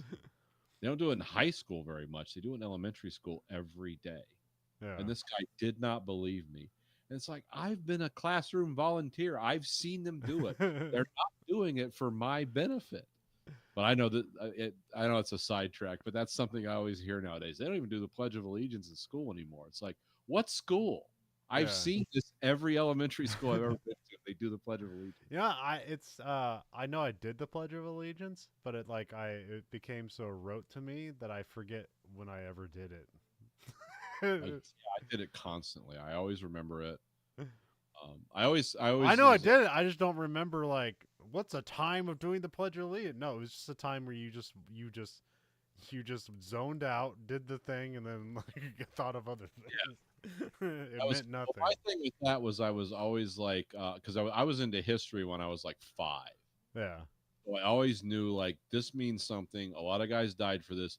Don't be a smartass for this, Nathan. Be a smartass for everything else, but don't mess the Pledge of Allegiance up. So I always took it seriously. I did it so many times I can still remember it to this day. But it is interesting now they act like it doesn't happen. And maybe in some schools it doesn't, but in Yeah. every school that my kid went to, it's a thing. It's like so, and that I can ask it. He's going to be a teacher next month, so I can ask him like, are they still doing this? And I bet you the answer is going to be yes. At least in the elementary school, they're not doing it in high school every No. day. Billy rides on. We see he's still bleeding from his neck wound, or it's opened up like with the fight with a cop, or some point in between, or just riding. Well, this is a constant theme with Billy. He's bleeding from his shoulder, Yeah. which, like Jesus Christ, bled from his side because the Roman soldier speared him. That's the spear of Longinus. You've heard about that whole legend, right? Yeah. Yeah. Mostly from Neon Genesis Evangelion, but yes. Yeah. Well, I know it from what was it? I forget. There was some fictional stuff written. Yeah. That was always the thing of like the real reason Patton died was he found it. Yeah. Yeah. And they killed him, and then they took it back to America because we knew now that like, oh, we're the undefeatable nation. It's like, well, wait a minute, Germany was defeated, they had it, so they were the undefeatable nation, they would have it. But we have that in the Ark of the Covenant and everything else from supposedly cool movies that actually were cool. So yeah, anyway, the theme of this constant open wound with King Billy is like, oh yeah, he has a constant open wound because he is bleeding throughout the whole movie. Yeah. This guy's bleeding constantly. He would have bled to death in the real world a long time ago. He starts getting woozy. He daydreams of riding a real horse. Mm-hmm. And we cut back to he gets struck by a truck, so he's dead immediately. And the bike explodes into all its component parts. It's a great scene. Yeah. Like, it's really cool. Yeah, because we don't see Billy's body. It's just implied by the wreckage of the bike. That's like there's nothing left. He's dead. So. Yeah, because like the manifold, the engine block, the frame, the yoke, you see it all. Yeah. Like they actually set a bike in the middle of the road and had a semi run through it, filmed it from behind. And then the silent rider, he sits there, watch it, completely nonplussed, like lifts his visor, like, yep, that's what the boat happened.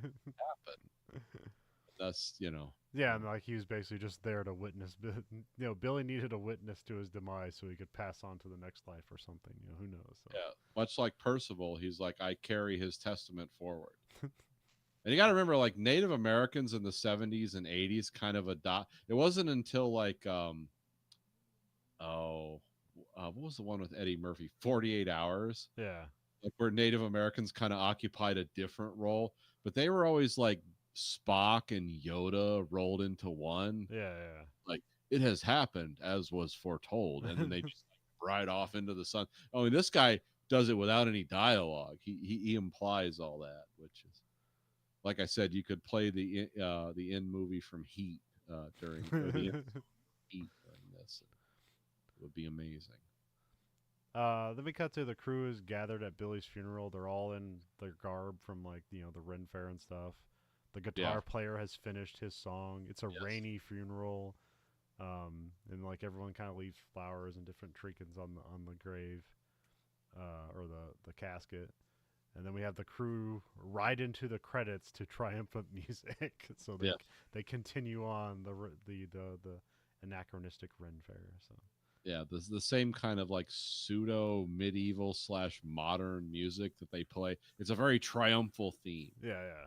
It's like something the British would play when they were trying to remember when they were relevant and like a world power. It's like that kind of music, that swelling music of fortune and bravery. Or So yeah, that's the bizarre ending of this, you know, bizarre and infinitely interesting movie. I'm glad you had me watch this. This is a cool movie. I'm going to say I like this movie, Oh yeah. I mean, but it's a hard recommend because it's 2.5 hours, but like it's so different. well, let me make a deal with the audience. If you can get through Act One, which would you say that clocked in at like 40 minutes? Yeah. You can get through Act One, and like the goofiness, like the sillies wear off, and you get invested in these characters in any way. Watch the whole movie. Yeah. But if you can't get past that first act, don't watch it. You're gonna hate it, and the ending is not going to be impactful to you. Yeah. Because of this movie, you got to concentrate on the performances and not the I don't know, like the architecture of it. Yeah. Yeah, really focus in on Ed Harris, Tom Savini, It's about and the intent and the performance, and not necessarily what's actually presented on screen necessarily. Like it has good action, but again, like you said, like they get away with having kind of goofy costumes because that's what these people are doing. They're just putting on shows in the woods with the money they have. yeah, and it creates like you can understand if you're willing to invest in this movie. It's like the world or like the philosophical crossroads that King Billy is at is like real.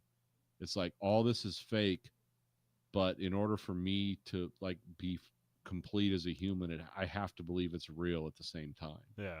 And no one else around me is doing this.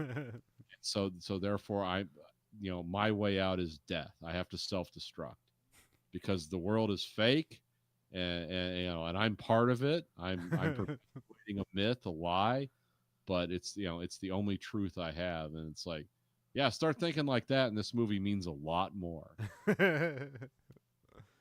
But if you can't get to that point, don't watch it because you're gonna hate it. But I think it's like almost everywhere. We watched it on Amazon, or I watched it on Amazon Prime. Did you watch it there? I think it's on Tubi as well. But where did you watch it?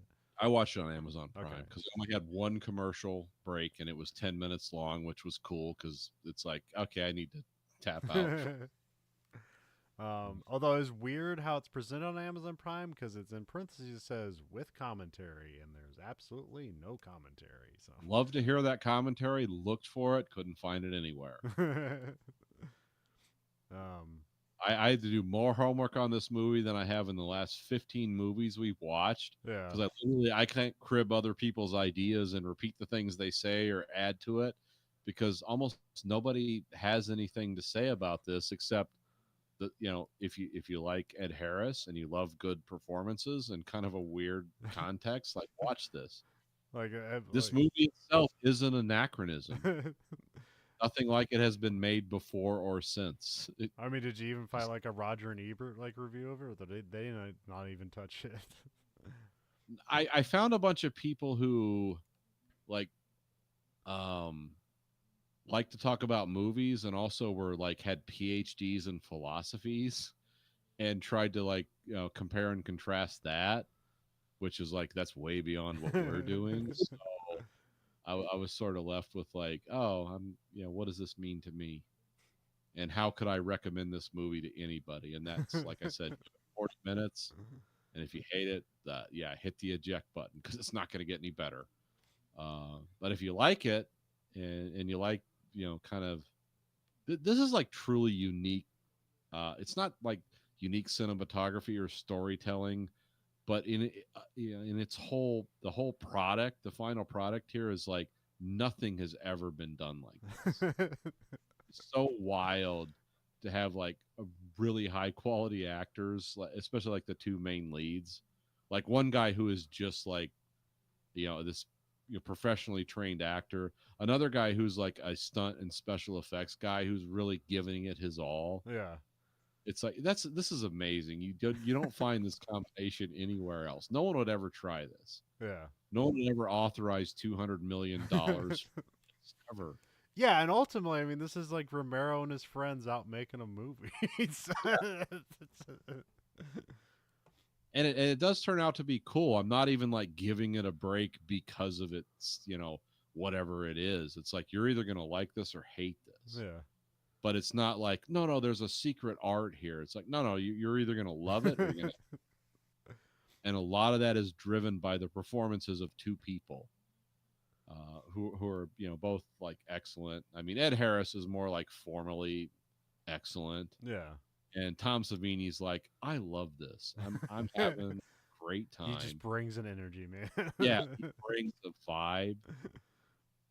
I mean, to younger audiences, like people our age, like, oh, look, it's Sex Machine from Dust Till Dawn. He's got more than 5 lines. This is great. Well, we're sending a probe in space containing the supercut of scenes from the imperfect collection that is the Verhoeven Effect. Nathan, what one scene from this movie are we shoving into space? Again, I'm going to go back to my original thesis statement. You got the first jousting event presented in the movie. That's like the line. Whether you're going to love this, you're going to hate this, that is where it will be determined. Okay.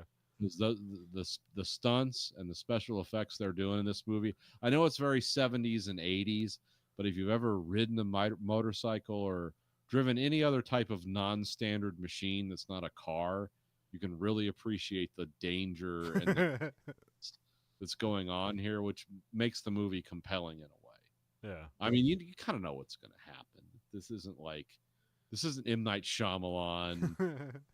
There's going to be a twist. It's like, no, you know where this is going, but if you can make it that far, you're going to enjoy the ride. You can find us at Letterboxd username VHE 1 out of 5 stars. What are we giving this thing? I'm going to give this movie 5 stars. Nice. Okay. Because there's a lot of things I like about this movie. Tried to do a lot of things. It has a lot of flaws, and again, this is a 50-50 love it or hate it movie for a lot of people, and I get that. And all the research I've done on this movie, that's not a unique opinion I have. Everyone said that. So, yeah, but give it a chance, and there's a point at which you can tap out. You can't escape. You don't have to be trapped in the matrix of Knightriders. But if you can get past the first 40 minutes, and it's not suffering. It's like whether you like it or not. Yeah. Well, Nathan, what have we learned today? We learned that motorcycles are dangerous. We learned that Ed Harris was a great actor, even in his third movie. And the movie, he was given the most dialogue in up to that point, which he really kind of established himself in a movie no one's heard of. And I like weird movies, and I've never heard of this. I mean, I get into like obscure, like weird shit from the Cold War, from the Soviet Union, and I'd never heard of this. So. And we learned that nostalgia is a stick of dynamite that if you hold on for too long, it will kill you. Yeah, I mean, look, you can never grab the past. You don't know what the future is, so all you have is the present. So make a helmet, get a dirt bike, and go out there and see what you can do. And maybe that tough Viking lady will tell you, it's like, yeah, you're not there yet, but I'm impressed. And that's if you're get that far. Most of the time, you'll end up with a closed-head injury and a bunch of bills. Yeah.